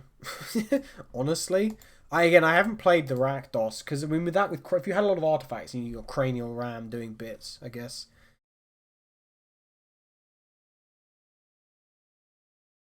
What is Afterlife?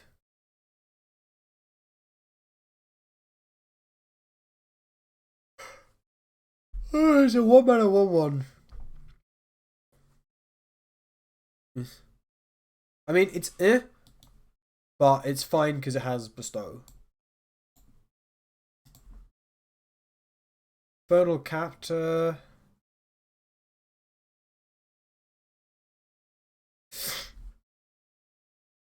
His Fist is the other 10th.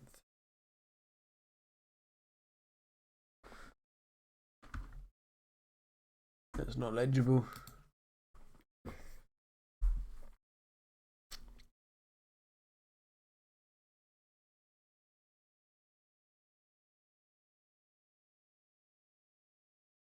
I mean, 4 mana to gain control of something, if it's sorcery, it's fine.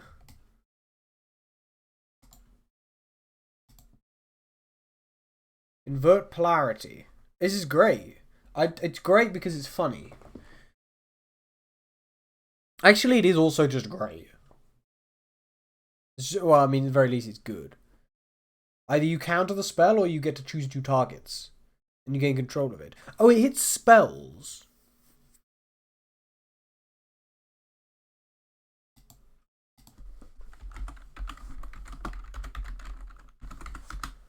I don't know why I'm thinking. It hits spells?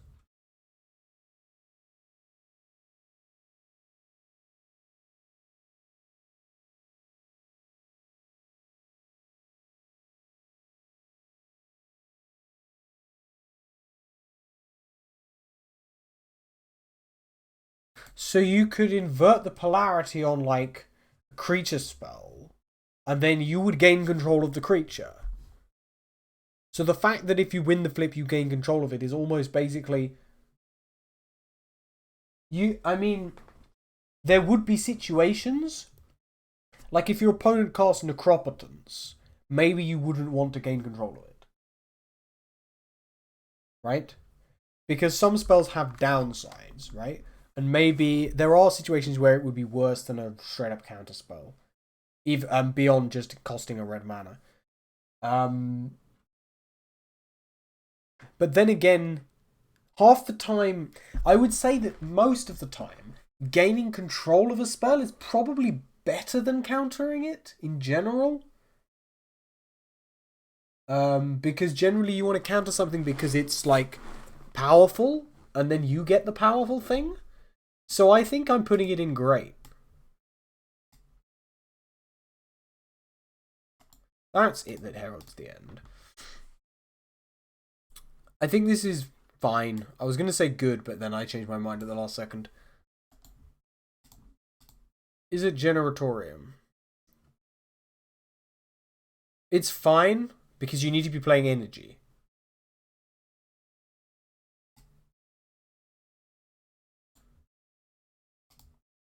Jet medallion. Okay, fine. Let's get all the medallions.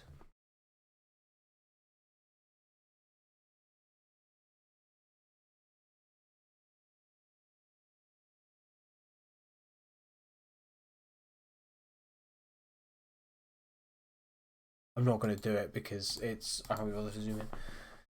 You used one target artifact or creature card in your graveyard.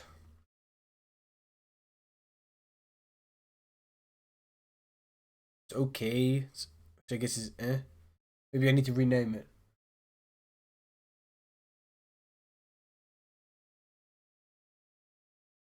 I mean, single white to like bounce a 2-mana spell, 2-mana artifact or creature.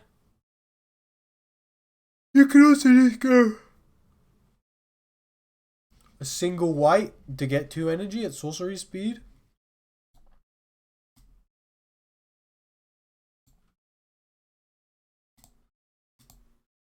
Junk Diver is fine. It's 3 mana.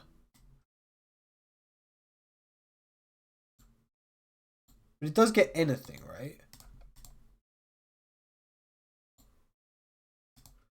Kali of the Vast. Oh, hey, this is a commander card. This is a commander card. Angels, Demons, and Dragons. Now, this is a great card. I don't feel there are that many Angels, Demons, and Dragons. So she would probably... Wait, whenever she attacks an opponent... So if you attack yourself... What? Why is that specified? Why did they feel the need to specify that she has to be attacking an opponent?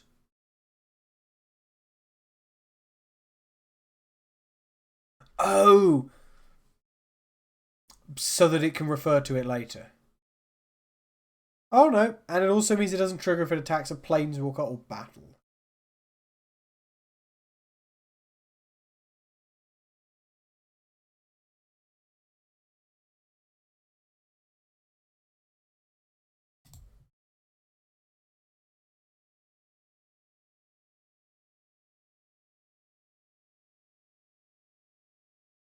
She doesn't look like a dragon. She's got angel wings, but they might be dragon wings. Or are they demon wings? It's hard to tell.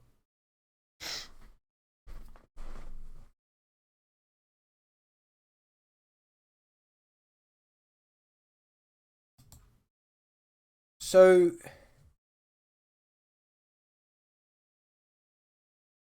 there are some.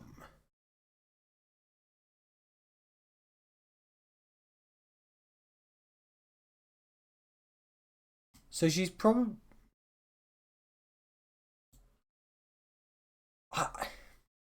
the thing is, if you don't have the...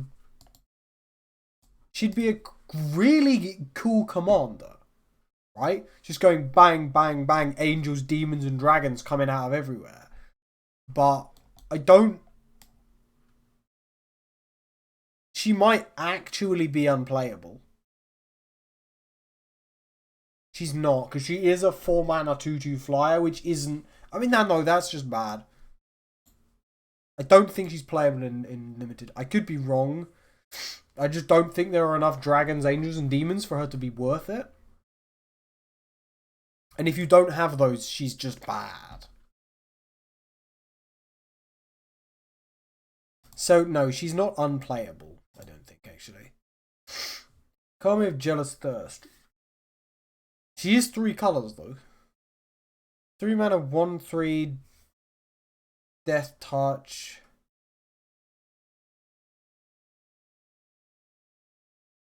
It's just... is this the Kappa Cannoneer? This card's great. The only reason it might not make it into amazing would be that you'd need to have artifacts.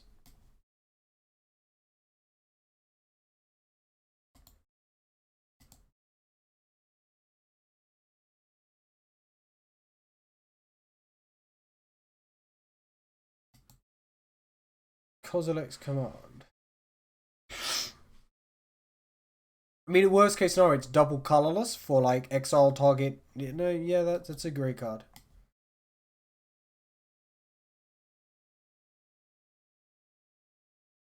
This is just A, B, and S, isn't it? I have a lot of cards to go. Where did I put the forest? Have I not had forest yet? Oh no, it's down there. Where's the snow-covered wastes?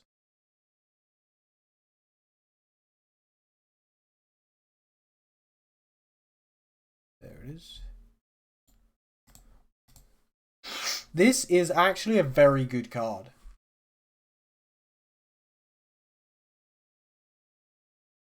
It's great. It's actually just great.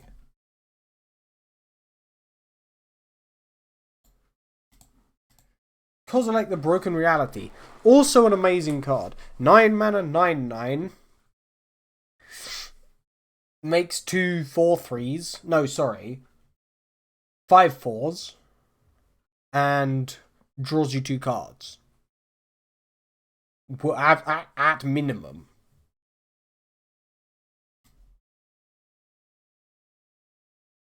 I don't know. I don't remember what Ulamog does off the top of my head. But let's be honest, he's going in amazing tier. Oh, the bear! He's a bear! He makes everything a bear. Literally. Everything is a bear.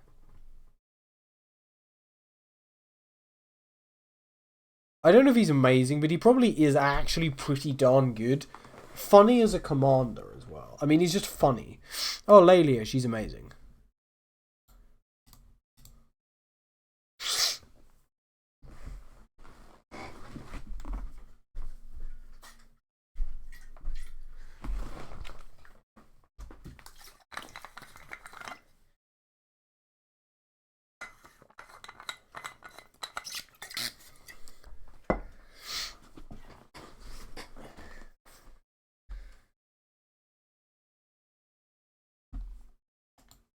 This is a good card, at least. I think it's only good. Lethal Throwdown. Single black, sacrifice creature, destroy target creature or planeswalker. It's good. If you sack a modified creature, I mean, it's a single black to destroy a creature.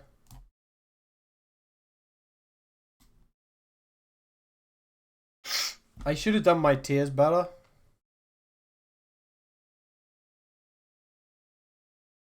Yeah, I still I'm not happy with this either as a set of tiers.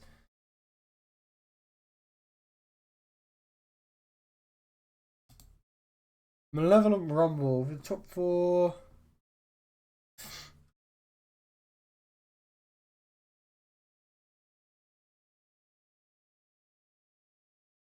It's fine because you have to reveal them and the rest go into your graveyard.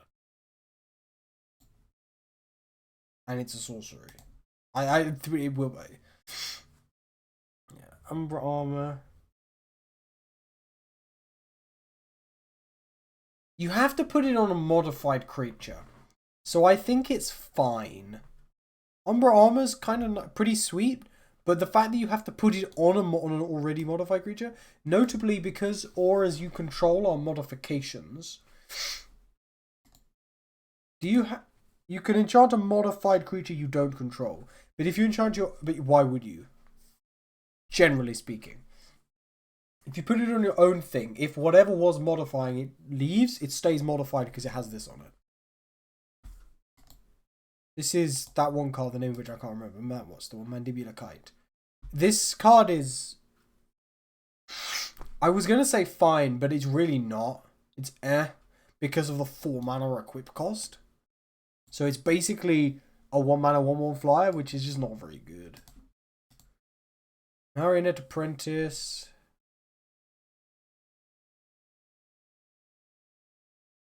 It's Aristocrats.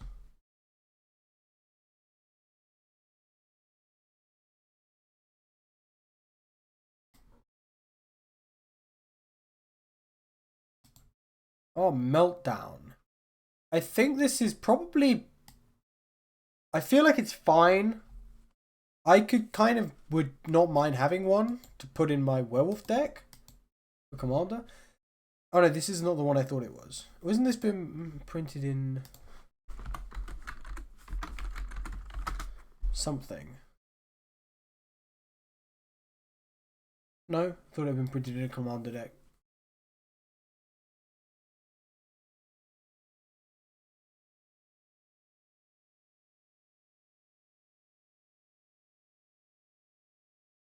I think it's fine purely because you can proliferate energy. So there's that. Meteoric Mace. It's too expensive. I think it's fine because of the Cascade. But it's 6 mana. For a 6 mana and equip 4 for +4/+0 and trample. If it gave +4/+4, it would be a bit more playable, but it's really not.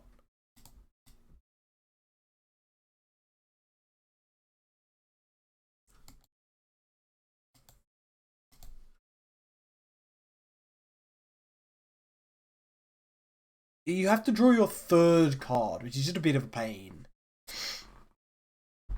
I mean, it's 3 mana for a 3/3. Which is... eh. It's a bit better than... eh.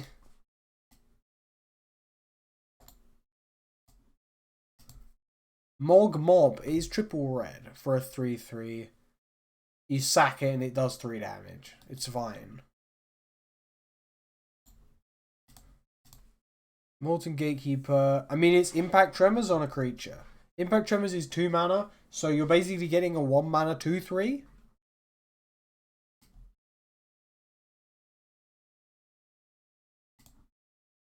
Monstrous Vortex. This is a great card.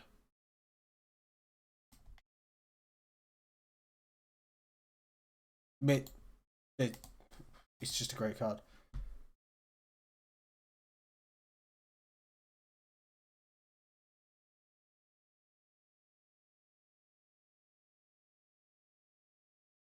See, this is actually good.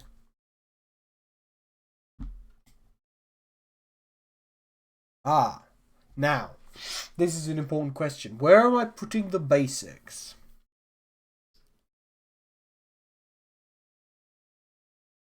I mean, I have to do them, right? Because they are in the set. Like Mountain. It's a good card.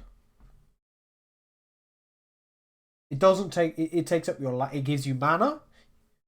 It enters on tap. It gives you mana the turn you play it. As lands go, they're pretty decent.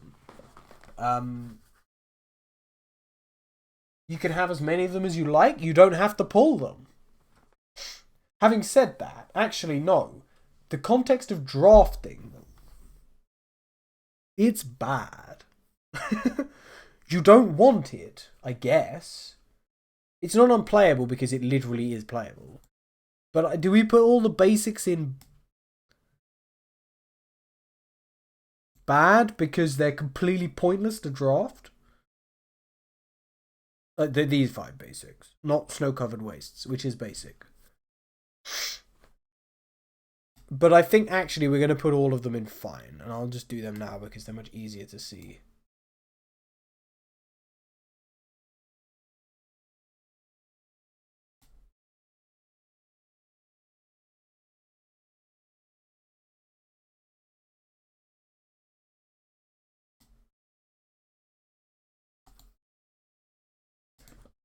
Nadia's Nightblade. 3 mana 1/3. It's... You need tokens. I mean, you've got the germs. Oh, and the spawn, I guess. Necropotence. It's not quite Necropotence. It allows you to pay 1 life to draw a card. This card's amazing, right?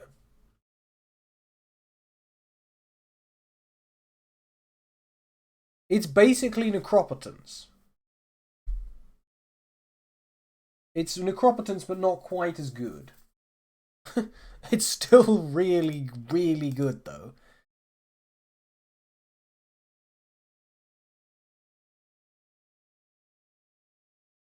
I mean, I heard someone was complaining about this, honestly, on Wednesday when I was playing Commander. I mean, it's one mana, I guess, is the point.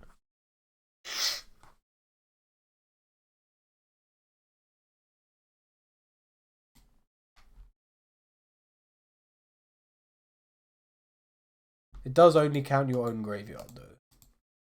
Nightshade Dryad. It's actually surprisingly very good. This is a good card.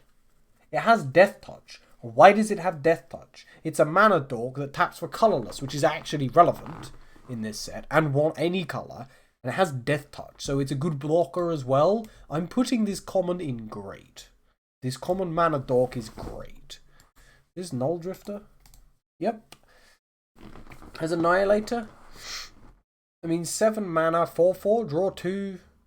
I mean, for a 4/4 flyer, you'd probably be willing to pay like 5 mana. 4 or 5 mana. And then you have like 2 mana. 2 or 3 mana for drawing 2 cards and getting Annihilator 1. On a flyer. Plus it gets bonus points for the flavor of being Muldrifter. Null Elemental Blast. I think it's because it would be very situational. You need a colorless mana up, and it only hits multicolored things.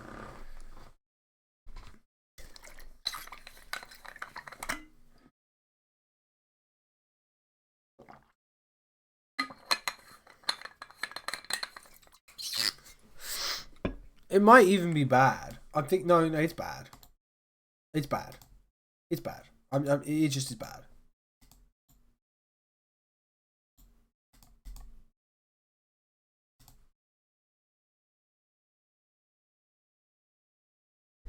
I mean, this is just a Hydra with reach and trample. It's good. I'm sorry, it is just pretty good.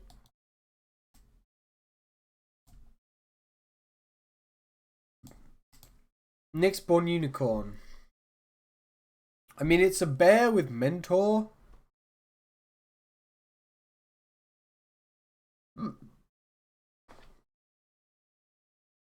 Is that a really...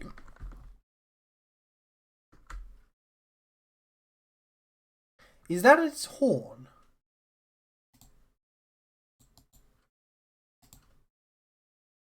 Wow. Maybe it is. I forgot what it does. Bestow for 4. I think it's fine. Mentor's a bit awkward. Obstinate Gargoyle. I mean... So it's a 3 mana 2/2. Right? It's a Grey Ogre. And when it dies, it turns into a 1/1 flyer. I mean, I guess you could put a... And you could modify it and it would have flying, which saves it a little bit. But I don't think it's good. I think it's kind of bad. Ocelot Pride. I haven't looked at this. I saw it and I was like, this is a mythic. Oh no, I did look at this. If you get... So it has lifelink and first strike. And you would play it early.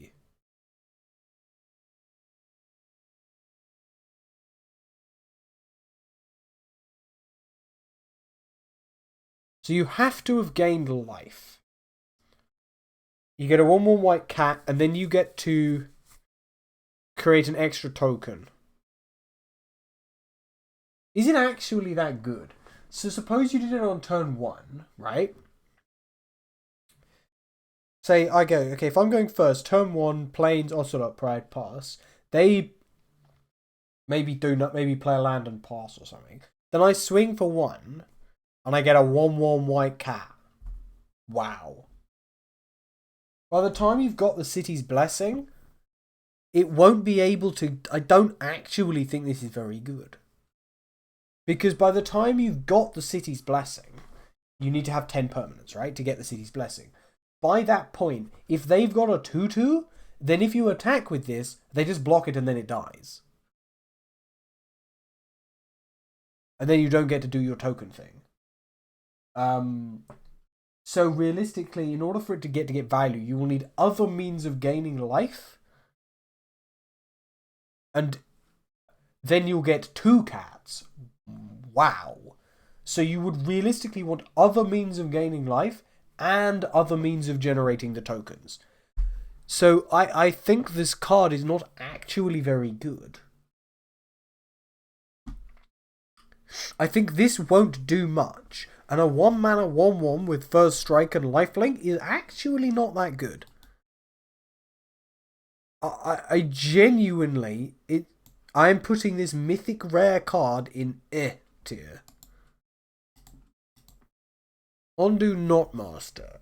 Rely 2+ guns on 1 of 2 target creatures. It gets big.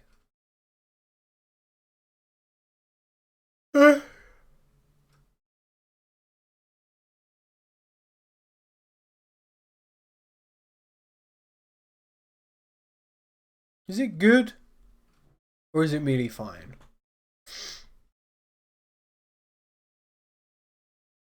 You need something to die for it to kind of get going.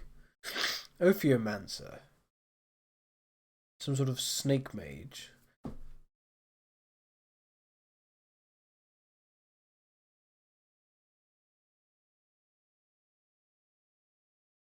I mean, it just makes snakes, I guess. And then you block with them. Oh, it's each upkeep. So, like, you just have a snake to block with. And that has Death Touch. This is a good card. Might even be great because you can attack with your snakes as well. I mean, they probably have summoning sickness because you get one on your turn. And then it'll block on their turn, I guess.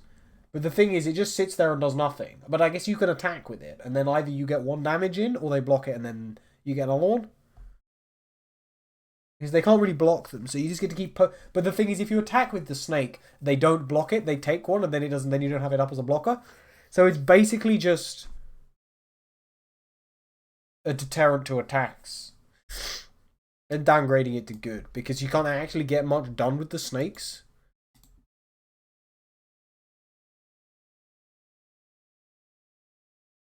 Yeah, 2 mana, creatures can't attack this turn, and you can't cast spells.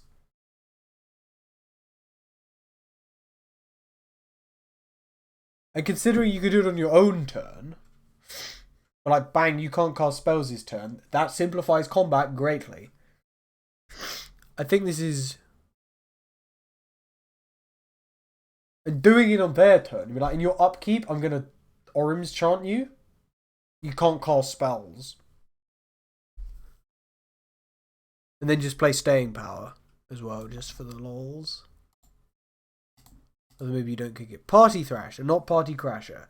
It's a Lizard Wizard. Non-creature spells you cast from exile have Convoke. You know what? I feel like Joe could put this in his Slime Against Humanity deck, because it's impulsive draw, and then you get to cast your slimes for cheaper.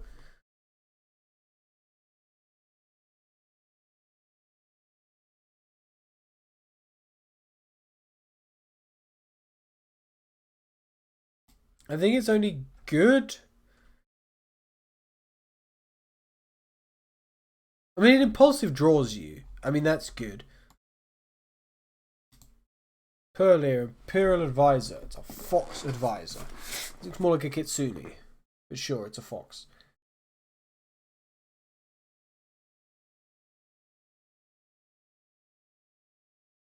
This is like a commander card. I'm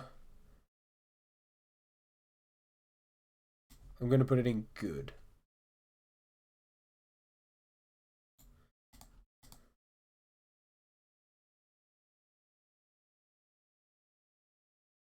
Yeah, that's a great card. In fact, you know what? It's amazing.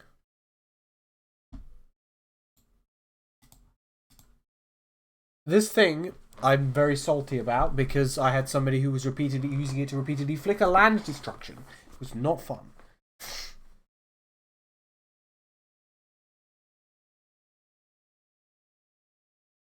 She's got flash.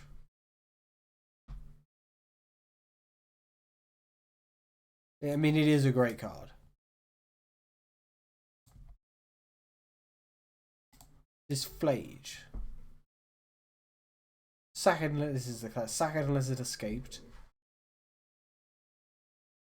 I mean, look at that. 3 mana for a lightning bolt. Unless you, like, stifle the triggered ability, I guess. Oh, it's Lightning Helix. Sorry, my bad.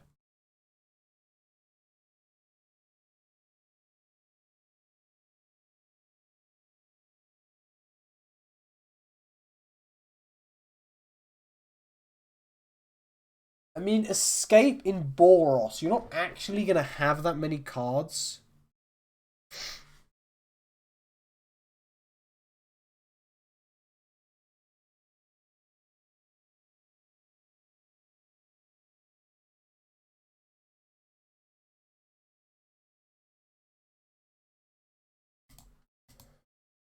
Oh, it's whenever you attack, you get an energy.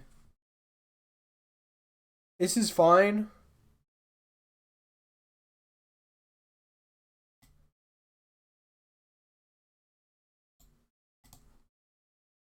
Phyrexian Tower. I mean, this is a constructed card.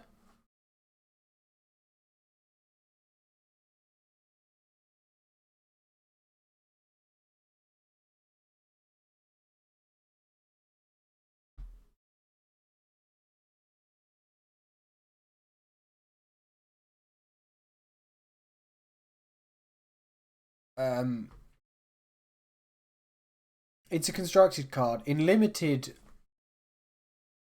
I guess you can eat spawns, so it's probably pretty good.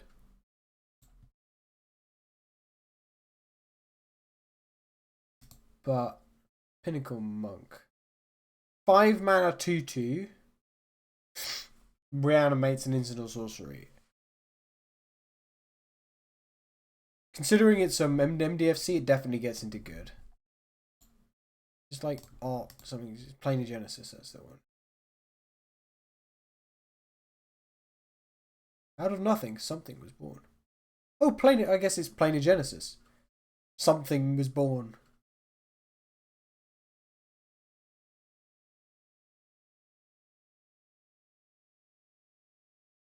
Top 4 cards of your library. You put a land card on the battlefield tapped. Otherwise, I mean, this is fine. It's probably good. But I'm putting it in fine. It was my initial reaction.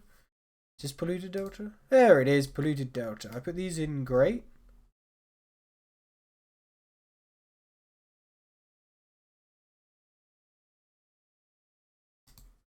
Power Balance. This is a great card. Oh, but of course, then you know what the top card of your library is. This is great, because it's funny.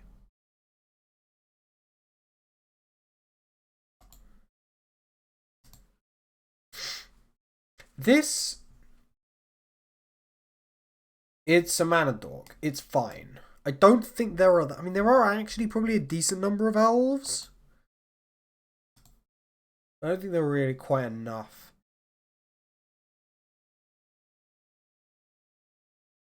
Okay. You may cast creatures with mana resource by paying 1 energy. Not even paying an amount of energy equal to their mana value. No, it's just 1 energy, and you can do it at instant speed. Yeah, that's an amazing card. And if you can get other sources of energy, it would just be like you get to cast all your creatures for free. You may cast creature spells for 1 energy. You may cast 3 drops for 1 energy apiece at instant speed. Seems pretty good. What is that? Some prismatic ending. X and a white.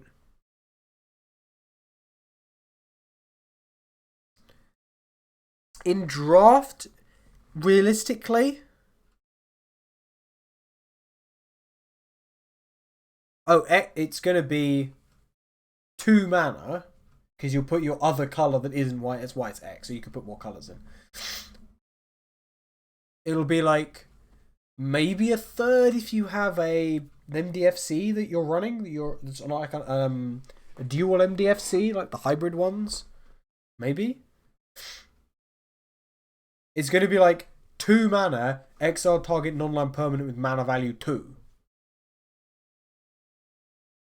You might spend 1 white to exile a non-land permanent with mana value 1 or less. At sorcery speed, I don't think this is a very good card.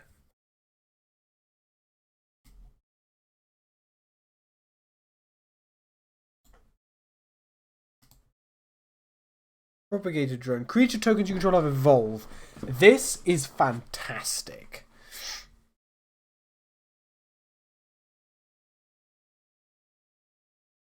I'm actually putting this in amazing. I've played against it. It did bits.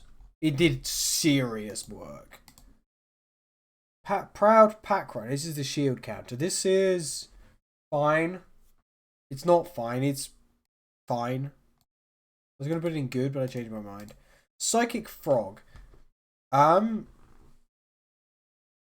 is pretty good. I don't think it's that great in limited.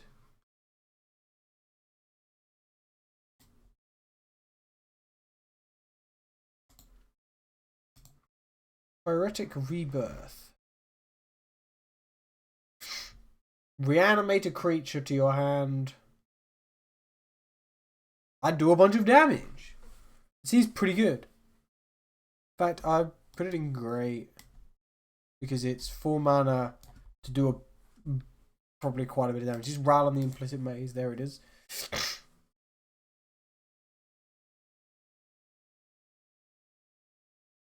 Create a Spellgorger Weird token.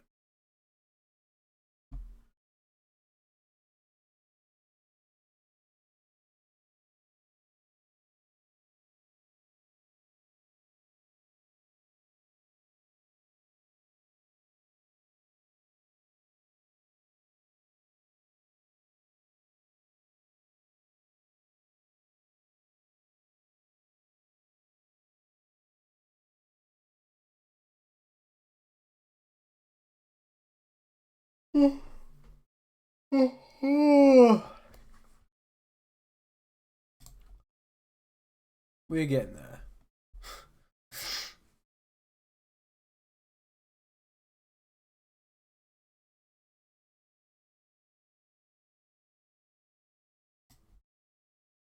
I mean, I think it's good just because of how many of them you get.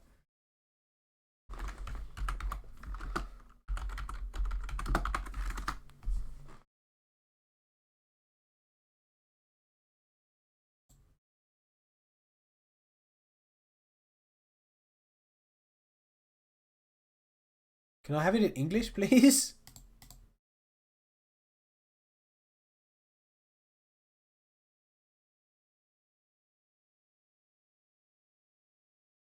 What? Why is this in Spanish?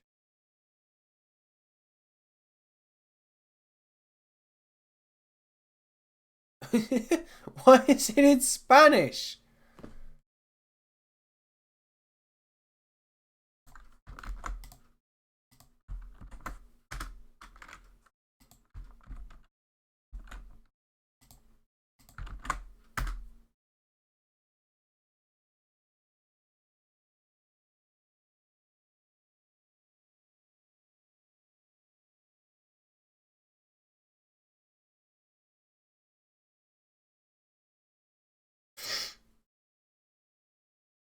This is sorcery spells you cast cost 1 less to cast.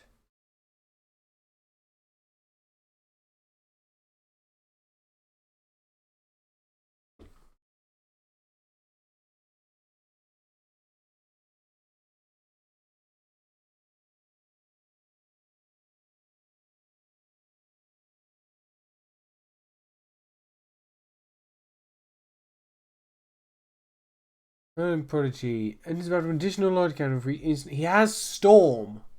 Not quite, not really.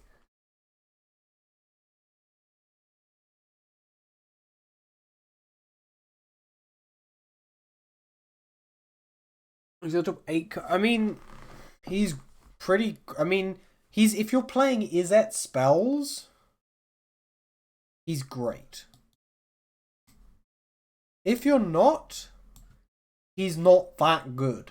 In fact, I'd say he's actually kind of. Actually, no, he's fine. This is a decent. It's fine on the front. The MDFC bumps it up to good.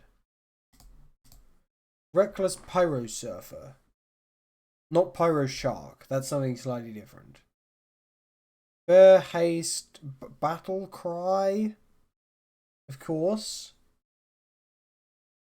If you played multiple lands, it would. If you played 2 lands, it would have Battle Cry and Battle Cry, I guess.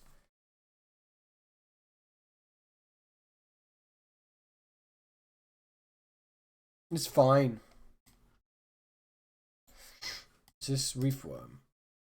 This is a good card. It actually is good.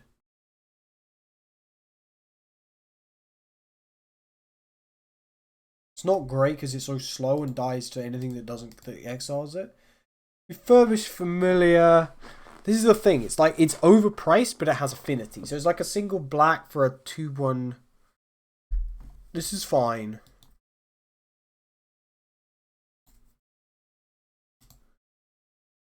This is a good card. You need energy, but it is lightning. It's a sorcery as well. It's sorcery speed lightning strike, but you need energy.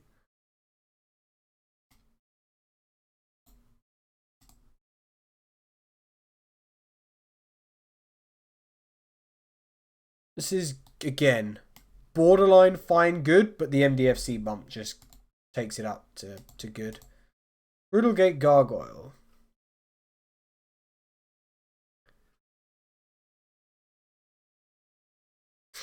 I mean, it's fine, honestly.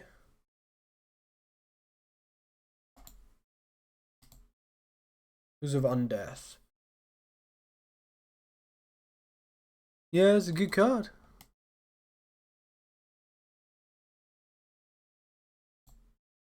Royal Cartographer. It's fine. It's quite slow.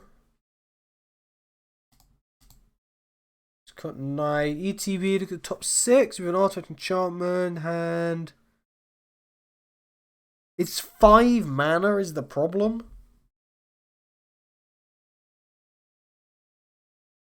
This thing is surprisingly not actually that good. I mean, he's a 4 mana 4/4 that mills you 6 when you cast him.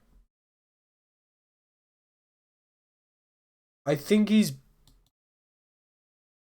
fine because he's a 4 mana 4/4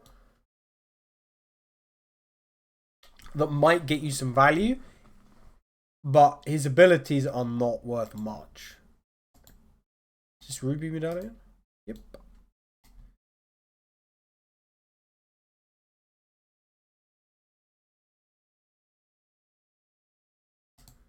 Sage the Unknowable. This is This guy is also because of 4 mana for 4 damage and sacrificing my creature. Not that it was very good to begin with, but this card's fine.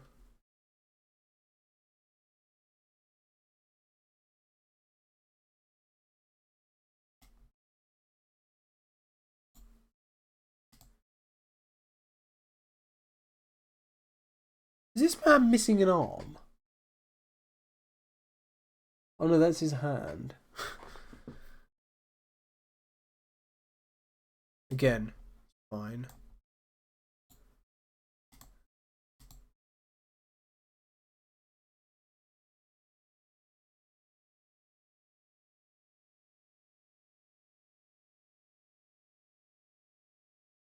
I think that's probably pretty good.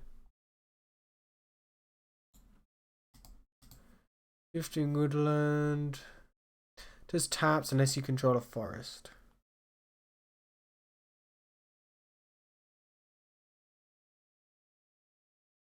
Hey, it's on Innistrad.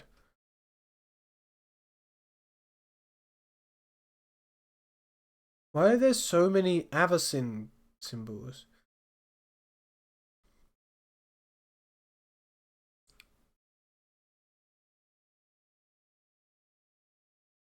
For mana to have it become a copy of a permanent in your graveyard until end of turn. You could do a land. It's fine. It's an awkward to use ability. Wouldn't I put one of them in?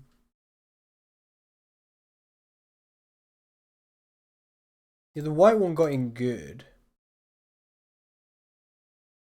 Oh, what does this guy do? 5 mana, 6/6 flyer. Okay.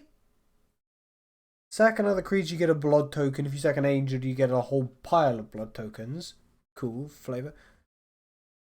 He's got a throne made of angel wings. Brilliant. Oh, and then you get to reanimate literally everything in your graveyard. This is a great card.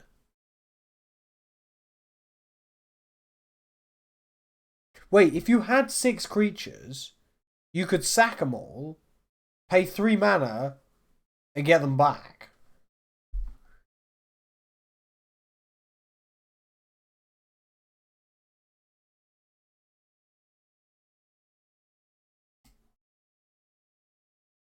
I think he's amazing.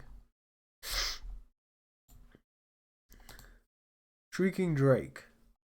This is a bad card.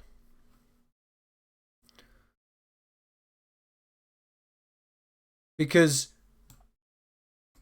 it's just not worth it most of the time. Siege Smash. Split Second. Surprisingly relevant.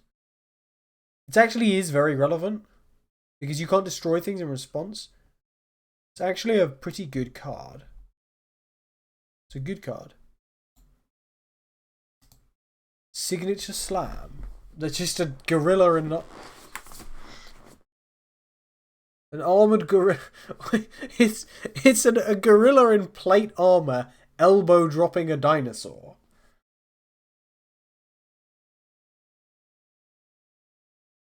This is it gets great just for the art. Sink into Stupor. I mean, it's 3 mana budget. It's good. Again, it's a land on the back. 6. Non-land permanent cards in your graveyard have Retrace.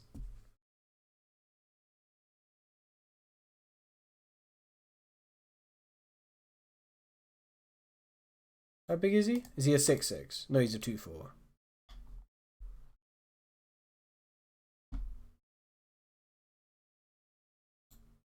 Fortunately, Ren, like, died.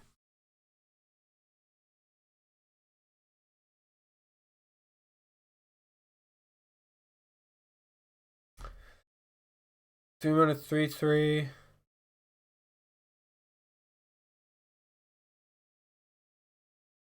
I mean, it's fine. I was gonna put it in good, but I actually don't think. I think it's just fine.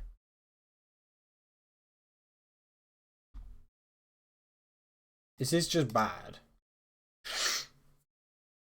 It's a 6 mana 4/4. The ETB does 4 damage. Sure, it's a common, but like flipping Grandeur, you have to sacrifice 2 mountains. Wow. If it wasn't bad enough, you had to be running 2 of these and have one in your hand. You discard it and sack 2 mountains to do 4 damage. That is so bad. I think it barely scrapes out of the unplayable tier. But the fact that it's got the fancy border makes you think that it's good, and then you're like, it's just garbage. This is actually a good card. The Menace is pretty valuable, that it gives things.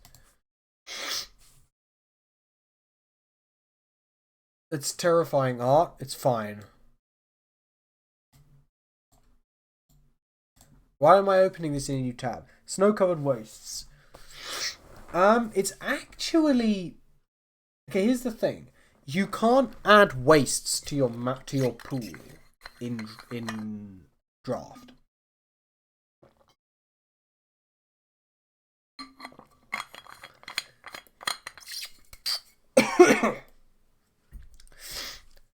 So this is a basic.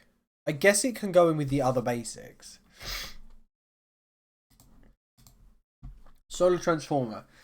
It's a mana dork that can give you mana of any color. It's fine.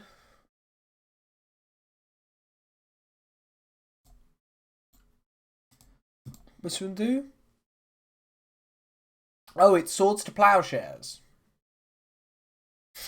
It's great. It swords to plowshares for free.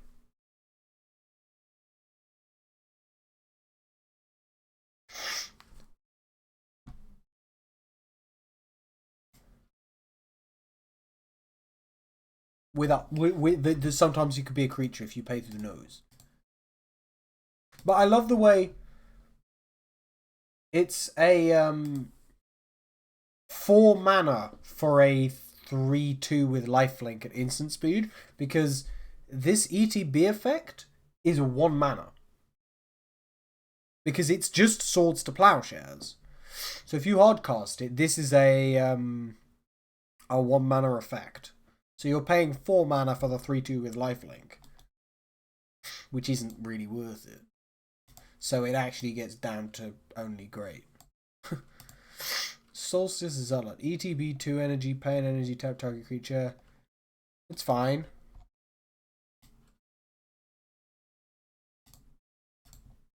Sorin. I don't actually know what he does.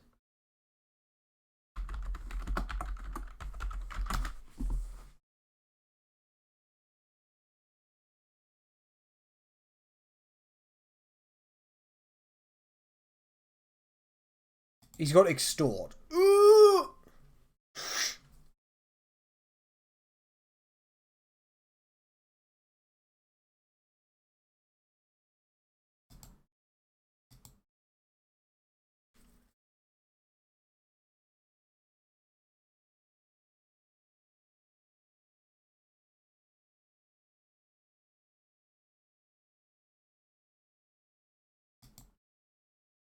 Creative +2. He has Extort. +2 creative food.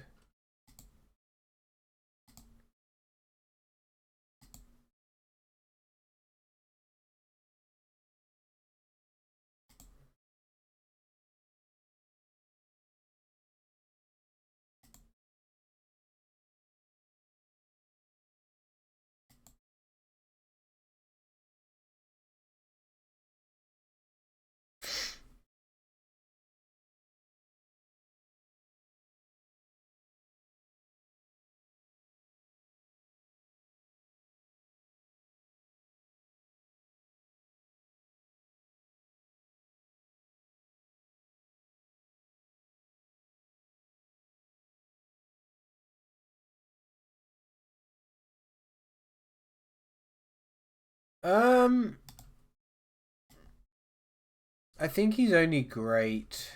Is he actually? I mean, he's got Extort. Makes food. He gains control of creatures. It's pretty good, yeah. Sowing Mycospawn. When you cast a spell, you get to search for a land and put it onto the battlefield untapped. And if you kick it, you get to exile target land. It's good. I need to go to bed. Spawn Gang Commander.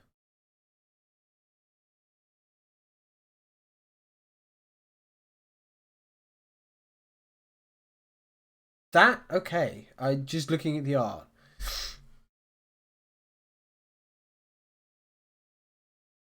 He flings them, I guess. think it's fine.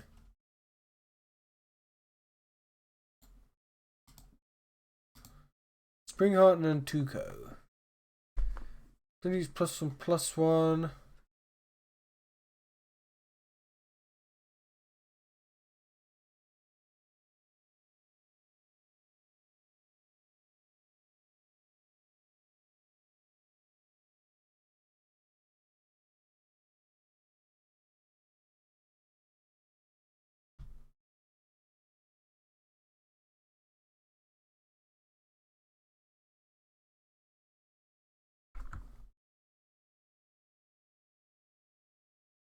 I can't tell if that's supposed to look like that. It almost looks as if the image is corrupted somehow.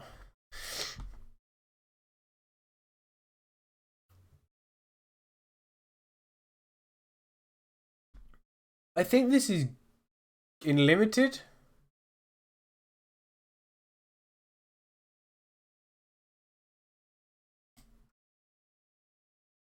I think it's good. That could be put. Static prison. This is fine.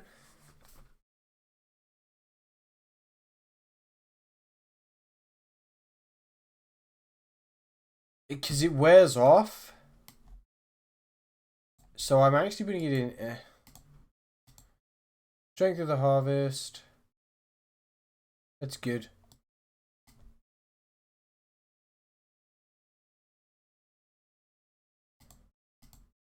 Strict Serenade. I think this is actually a great card. It's a single mana. 1 mana to counter target creature spell.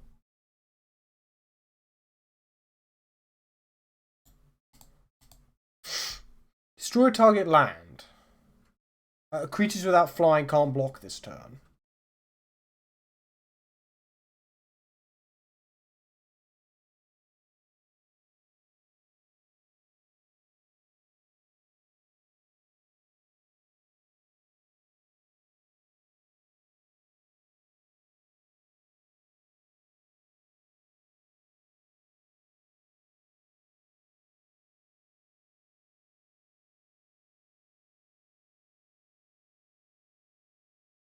I'm tired.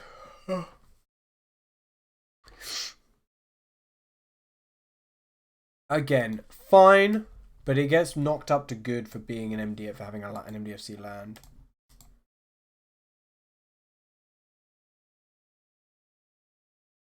This, on the other hand, is 5 mana, tap all creatures target player controls.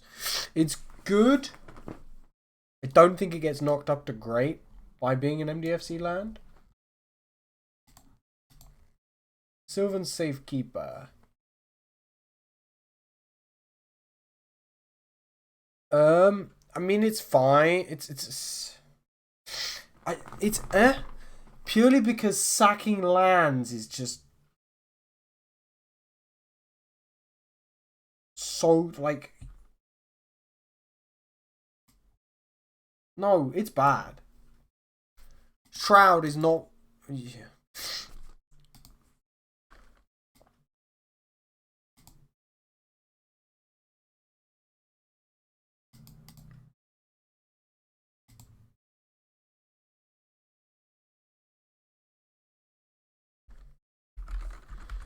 There are a fair number of Tamios.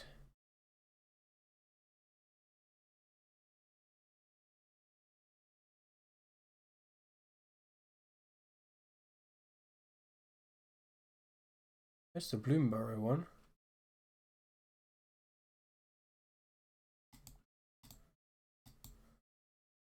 So what does you do on the front? A 1 mana durity flyer. When you attack to investigate, you have to draw 3 cards.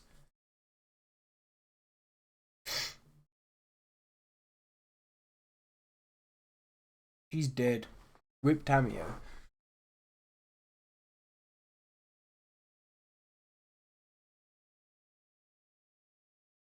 Draw cards equal to half the number of cards in your library rounded up. The problem with that is that you get an emblem with you have no maximum hand size. The problem with that is that you can't cast them.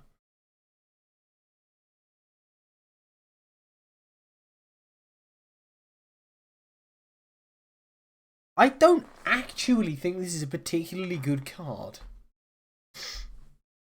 I mean, sure. I mean, you have to do it. What? You have to activate her +2 3 times before you can activate her -7. That's assuming she doesn't get hit. If she gets hit for 1, you can suicide her. Sure, drawing half your library will probably be pretty powerful, but you have to do it. You have to plus her 3 times. So you have to draw 3 cards in a turn, which is a bit awkward. And then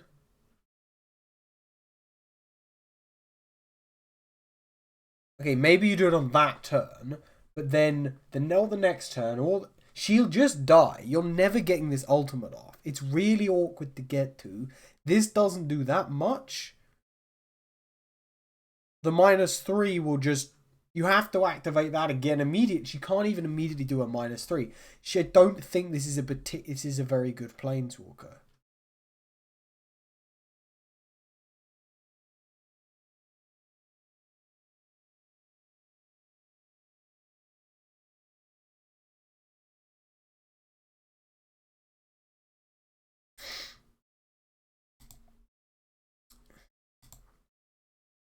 Wait, hang on a second. Is she actually good? I mean, when she attacks when she investigates when you investigate when she attacks.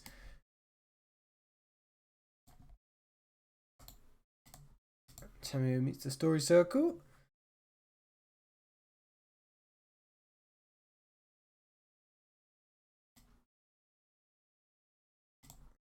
The Oozwag.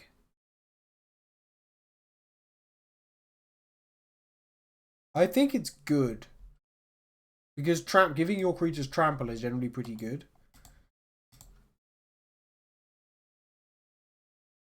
This card's fine.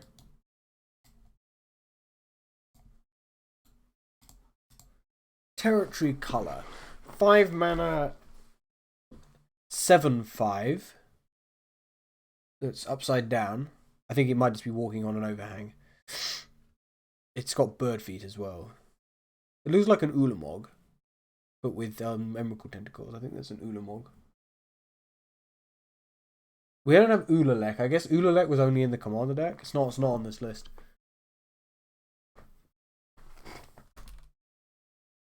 That camera's actually kind of hot. 5 mana 7/5. Devoid reach. Landfall. Look to a card of your life. Creature card you reveal it into your hand. Oh, but you can leave it on top of your library. I mean, it's a 5 mana 7/5 with reach and upside. It's a good card.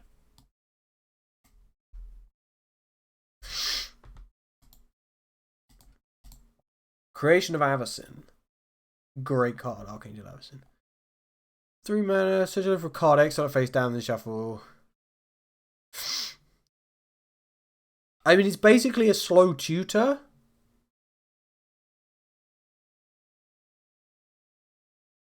I think it's good, but it's too slow to be great. But it is also a completely unrestricted tutor.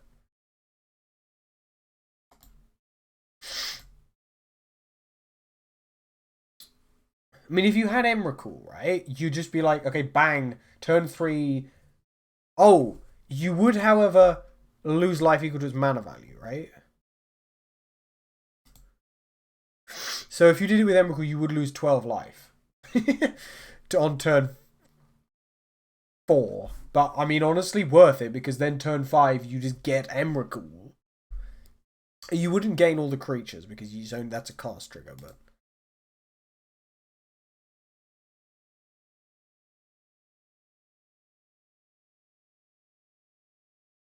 This is a good card. But I think that's what it is. A good card.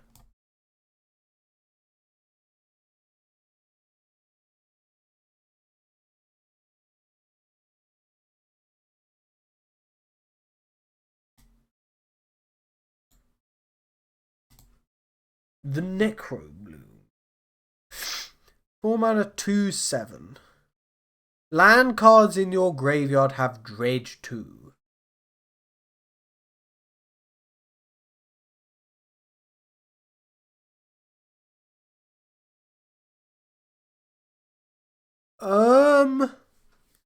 What do you do with it?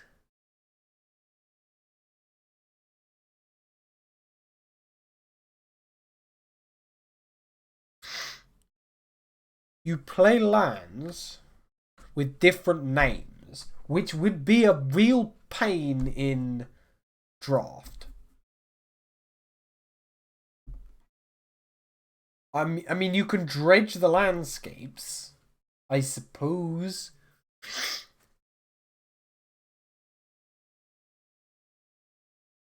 But you don't want lands in your this is very much a constructed card. It's 3 mana, 3 colors, 4 mana 2/7, and land for you get a 0/1 plant. Because realistically, okay, you're in 3 colors, so you've got plains, swamp, forest, but then you're gonna need 4 other lands. It's too big an ask, I think. I think this card is basically unplayable in draft. Thief of Existence.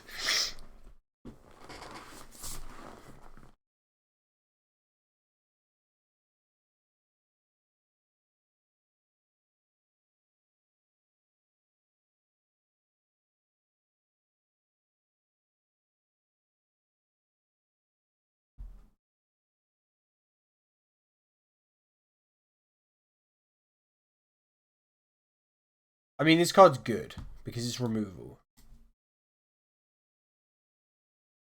Colorless, mana, and the restriction of the removal.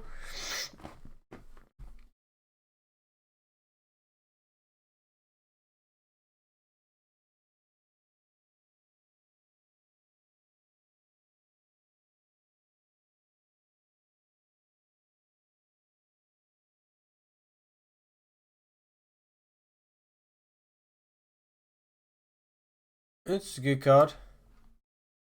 Is it great? I'm not a massive fan of Hand Destruction. I probably underrate it. Thraben Charm. It's a good card. Is it twice the number of creatures? But that's actually not actually that much. But the choice bumps it.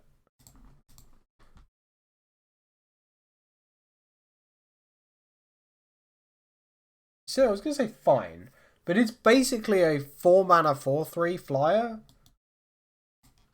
Which is fine.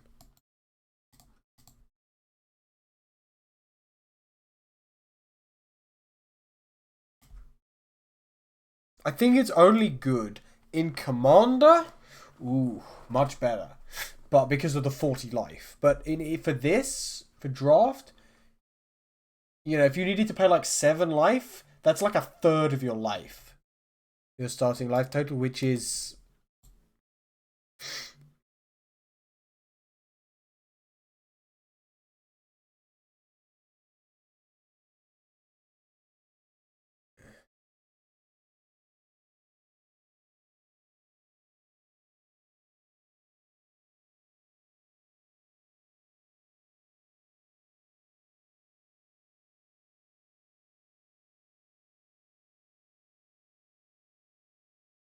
I mean, Enchanted Creature becomes an elk. It's just an Oko reference.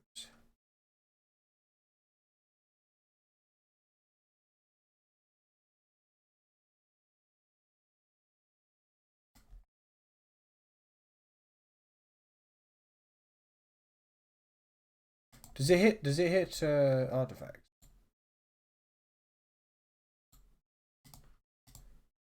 No, because that's not how Stow works.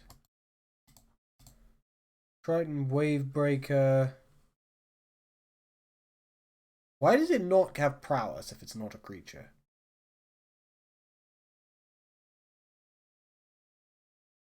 I mean, it's 1 mana 1/1 with prowess is not very interesting. And the Bestow is just kind of... I was going to put it in fine, but then I was just thinking... Choose the narrative, draw a card, you get 2 energy. It's fine.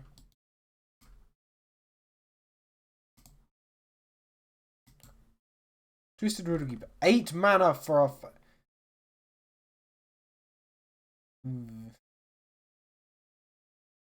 That's got an extra face. Emerge.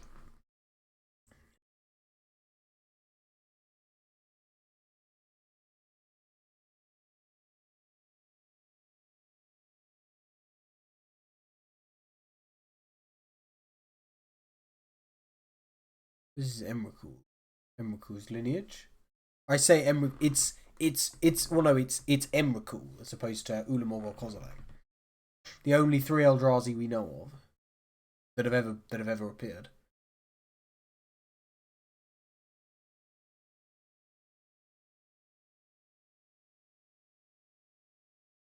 Yeah, I think it's actually fine. Ugin's Binding. This card's good because you do actually need to have the big colorless spells to get the real value for it, and then it's just Cyclonic. It's just Cyclonic Rift, right? Ugin's Labyrinth.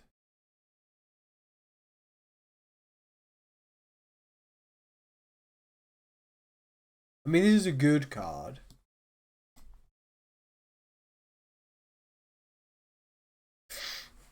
You're gonna have Urza's Cave at some point. Ulamog, there he is. Target opponent exiles half their library. Ward, okay, nobody's paying that.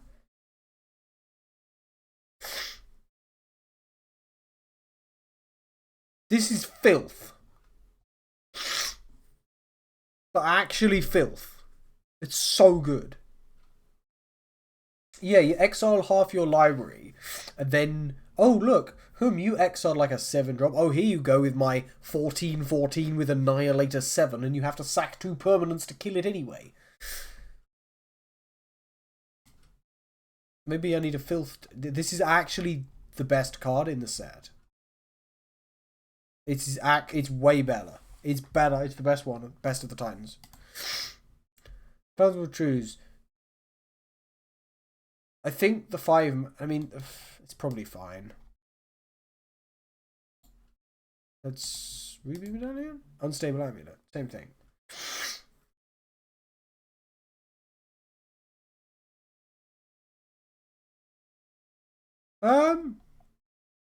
I'd say it's fine in draft.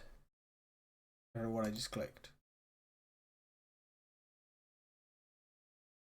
What did I just click?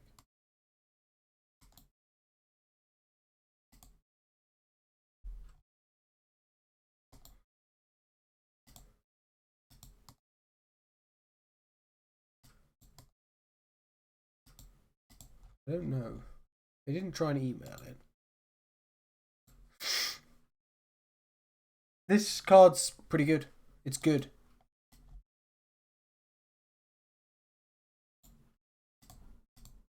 Vexing Bauble. This is bad. It's hilarious, but it's bad. Void Pouncer. This card's fine. The kicker is quite awkward.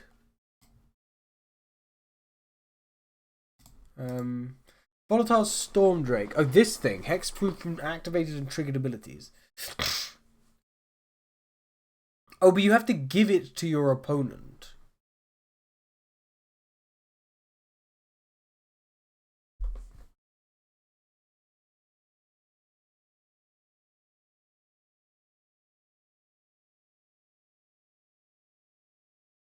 I think it's this Voltstorm Angel. This is a good card. I mean, it might be a great card. I think it's a great card. It actually like won me games. Warped Tusker. Fine. Warren's so that is some art. It's a zombie goblin wizard.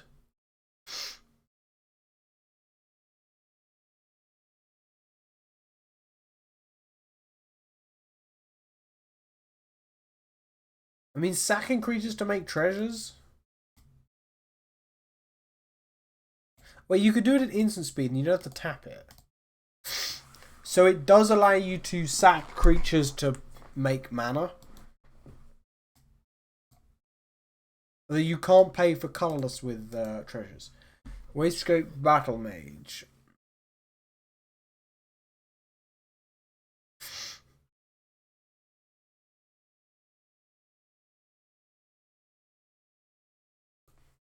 I mean, this is probably a good card. It'd just be quite awkward color-wise.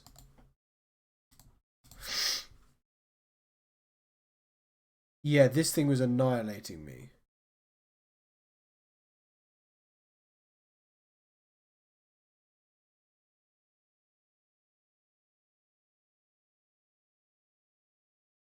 Was it this? This is a... I mean, it's a 2/2 fly. 2-mana 2/2 fly, first strike.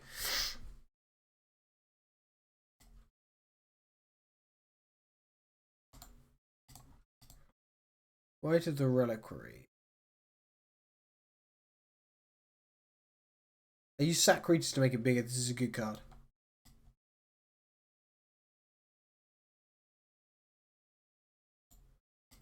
So this is a fetch land.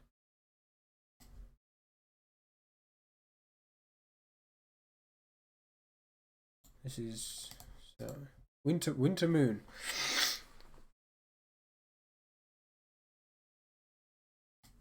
It's probably in draft.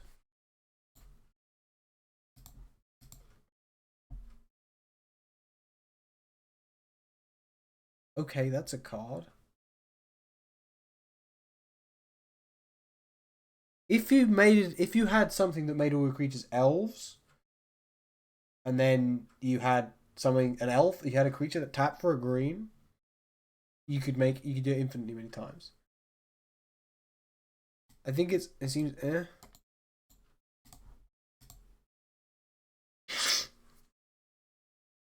This is good. Again, gets its positioning good, solidified by the fact that it has a land on the back.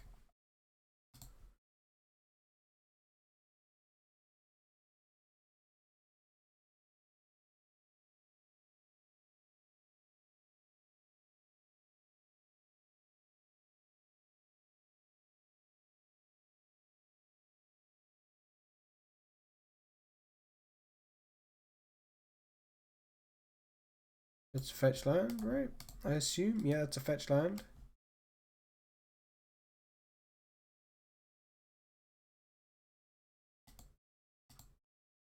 Worn Power Stone.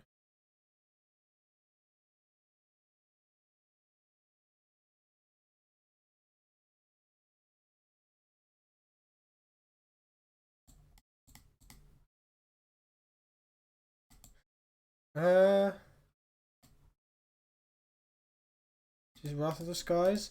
This is actually a great card. It hits enchantments and artifacts. And you can pump it to get X bigger. That's this one. What's it? Oh, no, it's this. This is not what I was thinking of. It's a great card. I'm saying this is a great card. This common is going in great. Along with, didn't Tamiyo go in fine? Or did she go in eh?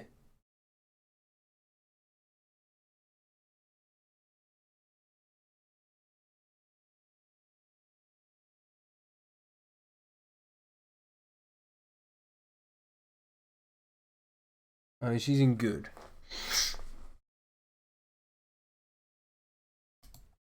Wumpus Aberration. That's an Emrakul.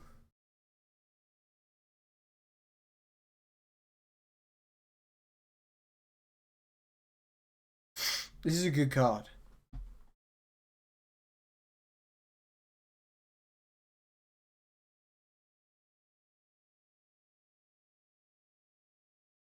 I would say it might even be a great card. It's a 4-mana 6/6 with Trample. You have to have a colorless source.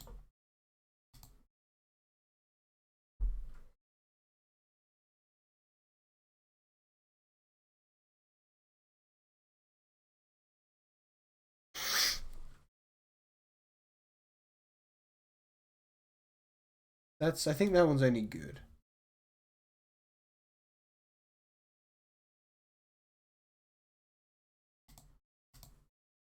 Struce Appropriation. This is a good card. I mean, 4 mana, exile target non-land permanent. Instant? Yeah.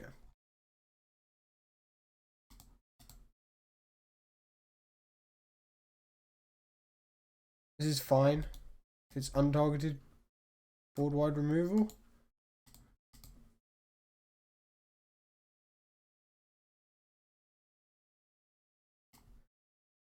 I'd say it's good because actually it probably is. There's the Distinguished Conjurer. This is a good card.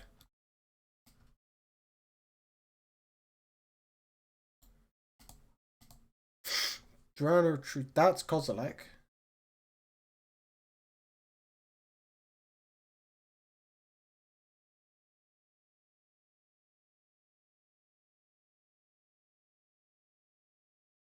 I'm not sure, but it's good enough because of the MDFC, because of the land on the back. So that's a bit of a trend. Jersey Linebreaker. That, I don't know what that is. Which Eldrazi that is. I guess probably Kozilek because of the floating bits, I'd guess. I mean, yeah, that seems pretty good.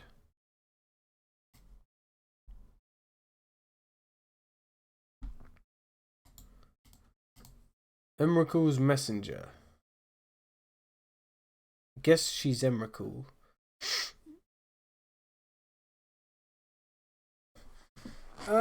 It's fine.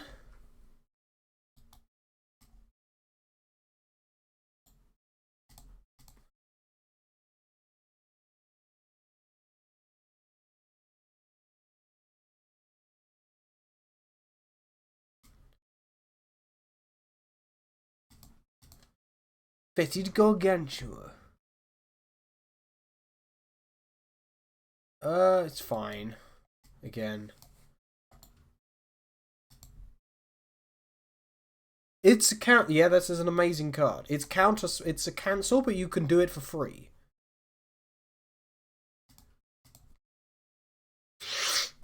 Yeah, it's counter spell, but you can cast it without paying its mana cost.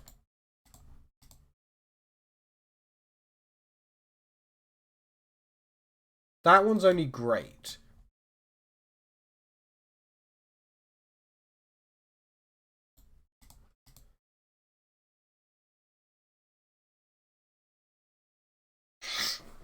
Again, it's free. The fact that it gives yourself hexproof and indestructible and makes your life total not able to change, I would say it probably does go into the amazing tier.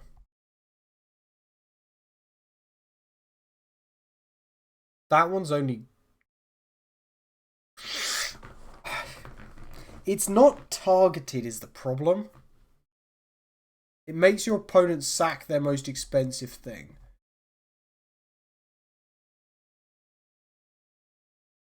Because you can't aim it. This card is fine because you need Threshold, which is a bit awkward. Genku, Future Shaper. Whenever another non-token permanent you control leaves the battlefield, choose one that hasn't been chosen this turn.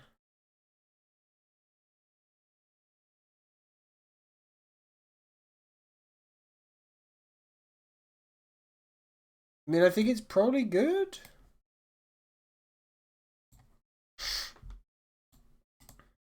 We're nearly done. Ghostfire Slice. It's fine. And how much damage does it do? 4 or 3? It's 4 damage.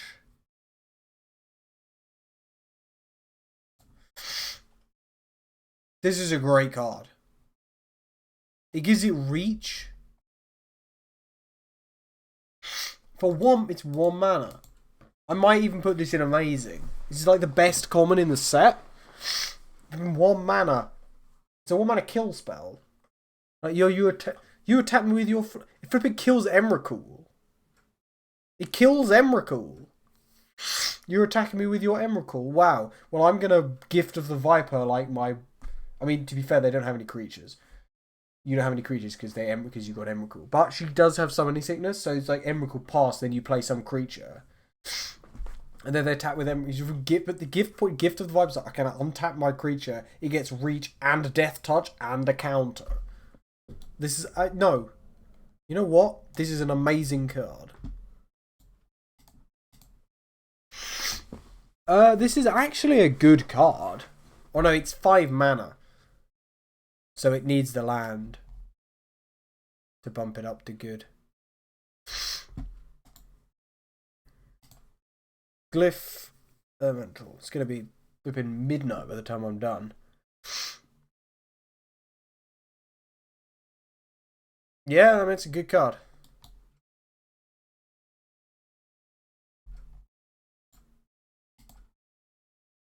Golden Tailed Trainer.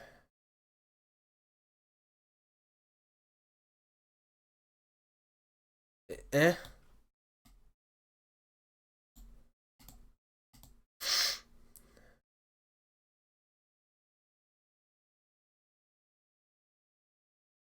Fine, probably. What's this? Grief.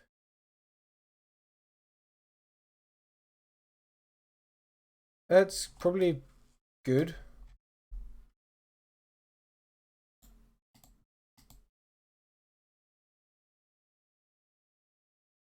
That is great.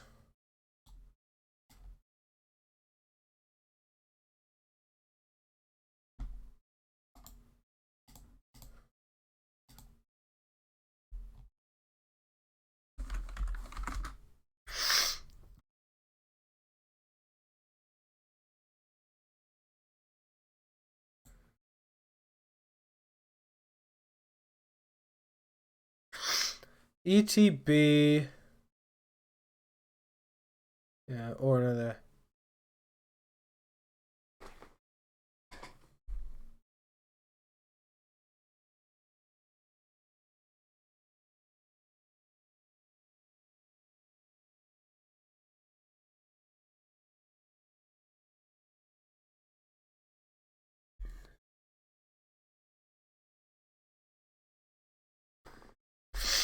I mean, he mills, so I think he's pretty good. I mean, he's also got Death Touch. I think he can make it into great.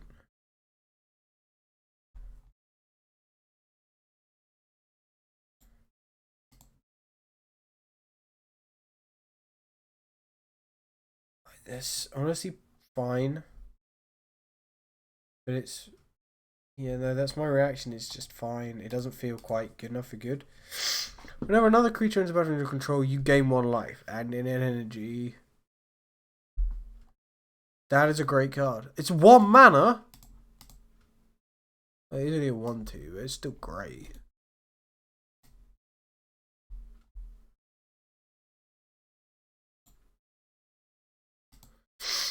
Harbinger of the Seas. This is bad. In draft. Or in limited. This thing, on the other hand,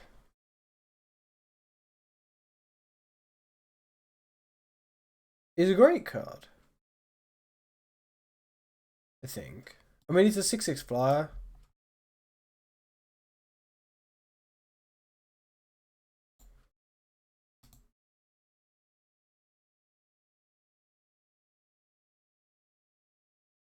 Piker, ETB, 2 energy. That's a good card.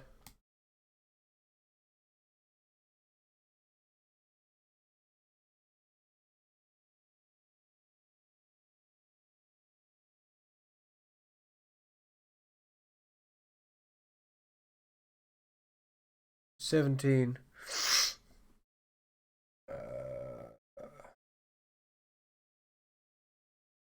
28. 31 more.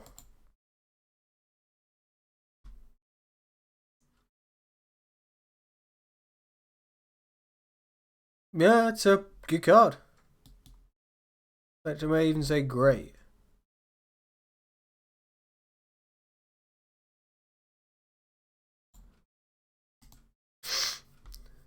That is terrifying art. It looks like Venom, but with lots of arms. So I guess Venom maybe could have lots of arms. Just generally doesn't. I think that's probably good.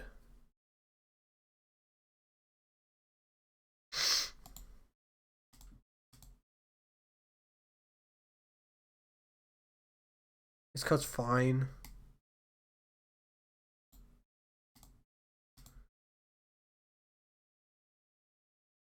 This card's also fine. It's 1 mana. It doesn't do that much. This thing, you need to be playing black, but if you are, this is amazing.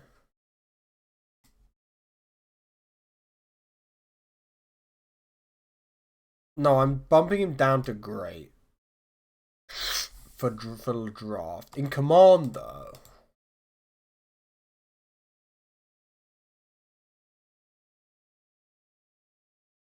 it seems good.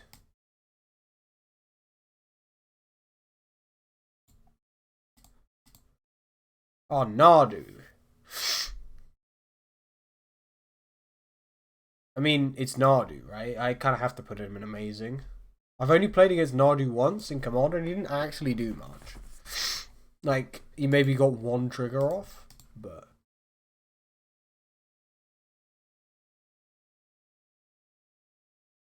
I think it's probably good.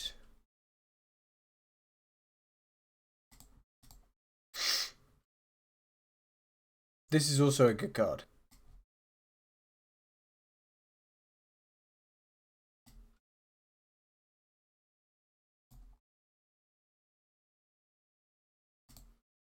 Oh, medallion.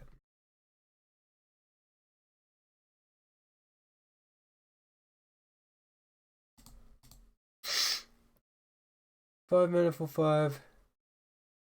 It's a good card.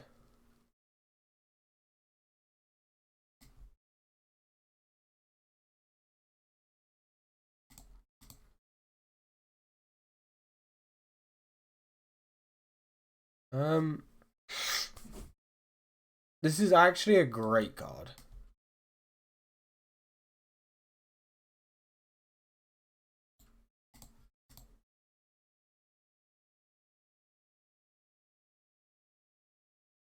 It's not that good. It's good.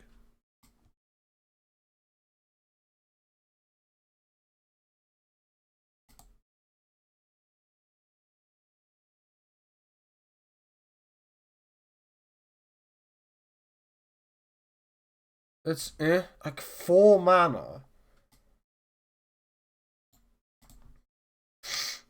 This one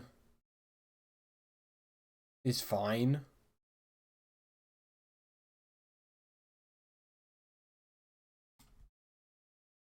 Breaking the trend. That one's only fine. It's just Sapphire Medallion.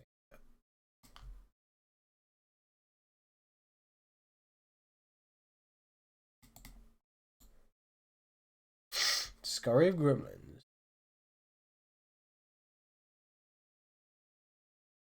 I mean...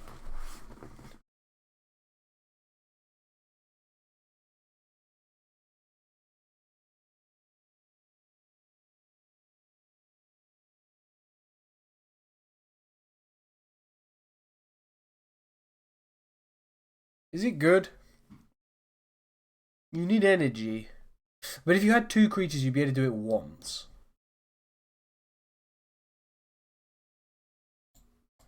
Now this thing is great. Shadow of the Second Sun.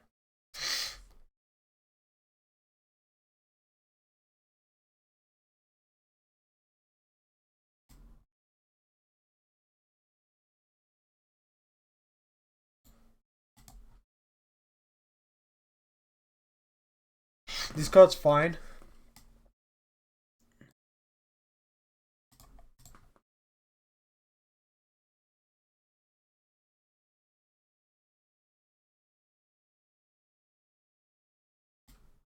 Honestly, it seems fine. Stump Stomp. This is a good card. I'm running it in a commander deck. You know what? I think it's great, actually. It's a bite with a land on the back.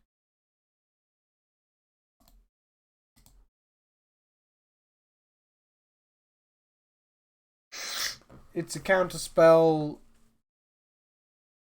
that you can cast for free. It's a great card.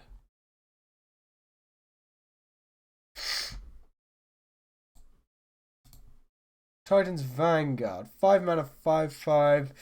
Cast an attack. It makes so your colorless spells bigger. That's a great card.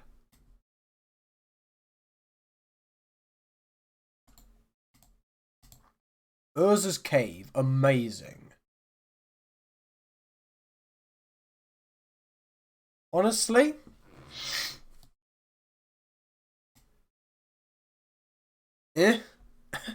in draft, Urza's Incubator. It's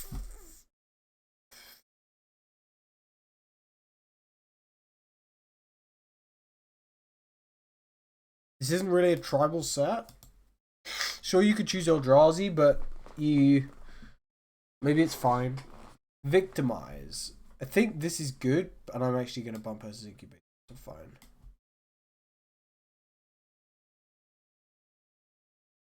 This what is it? Waterlogged Teaching. This is a good card.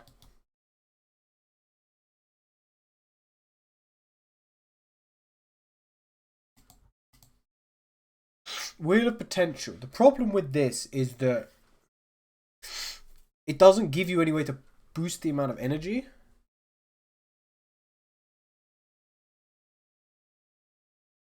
And it's poorly worded.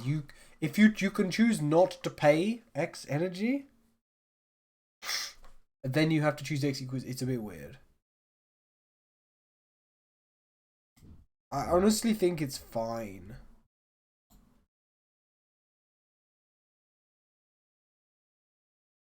That is actually a good card.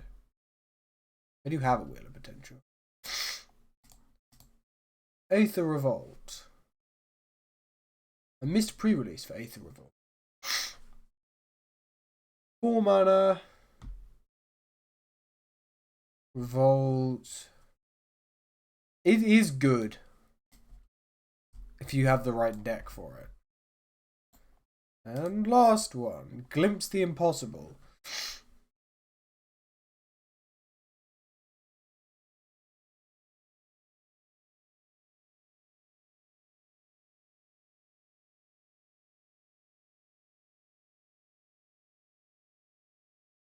Is that a good card?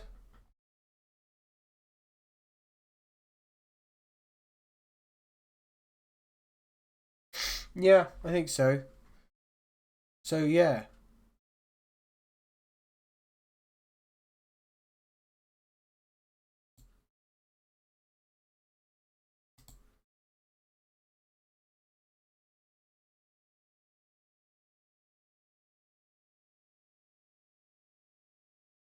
Oh, I heard my hard disk start up.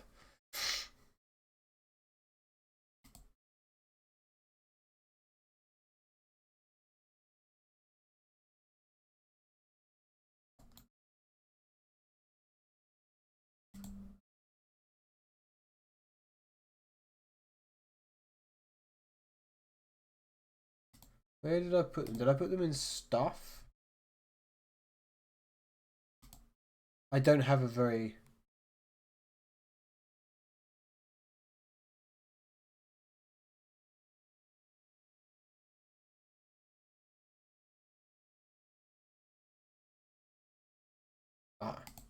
MTG tier list.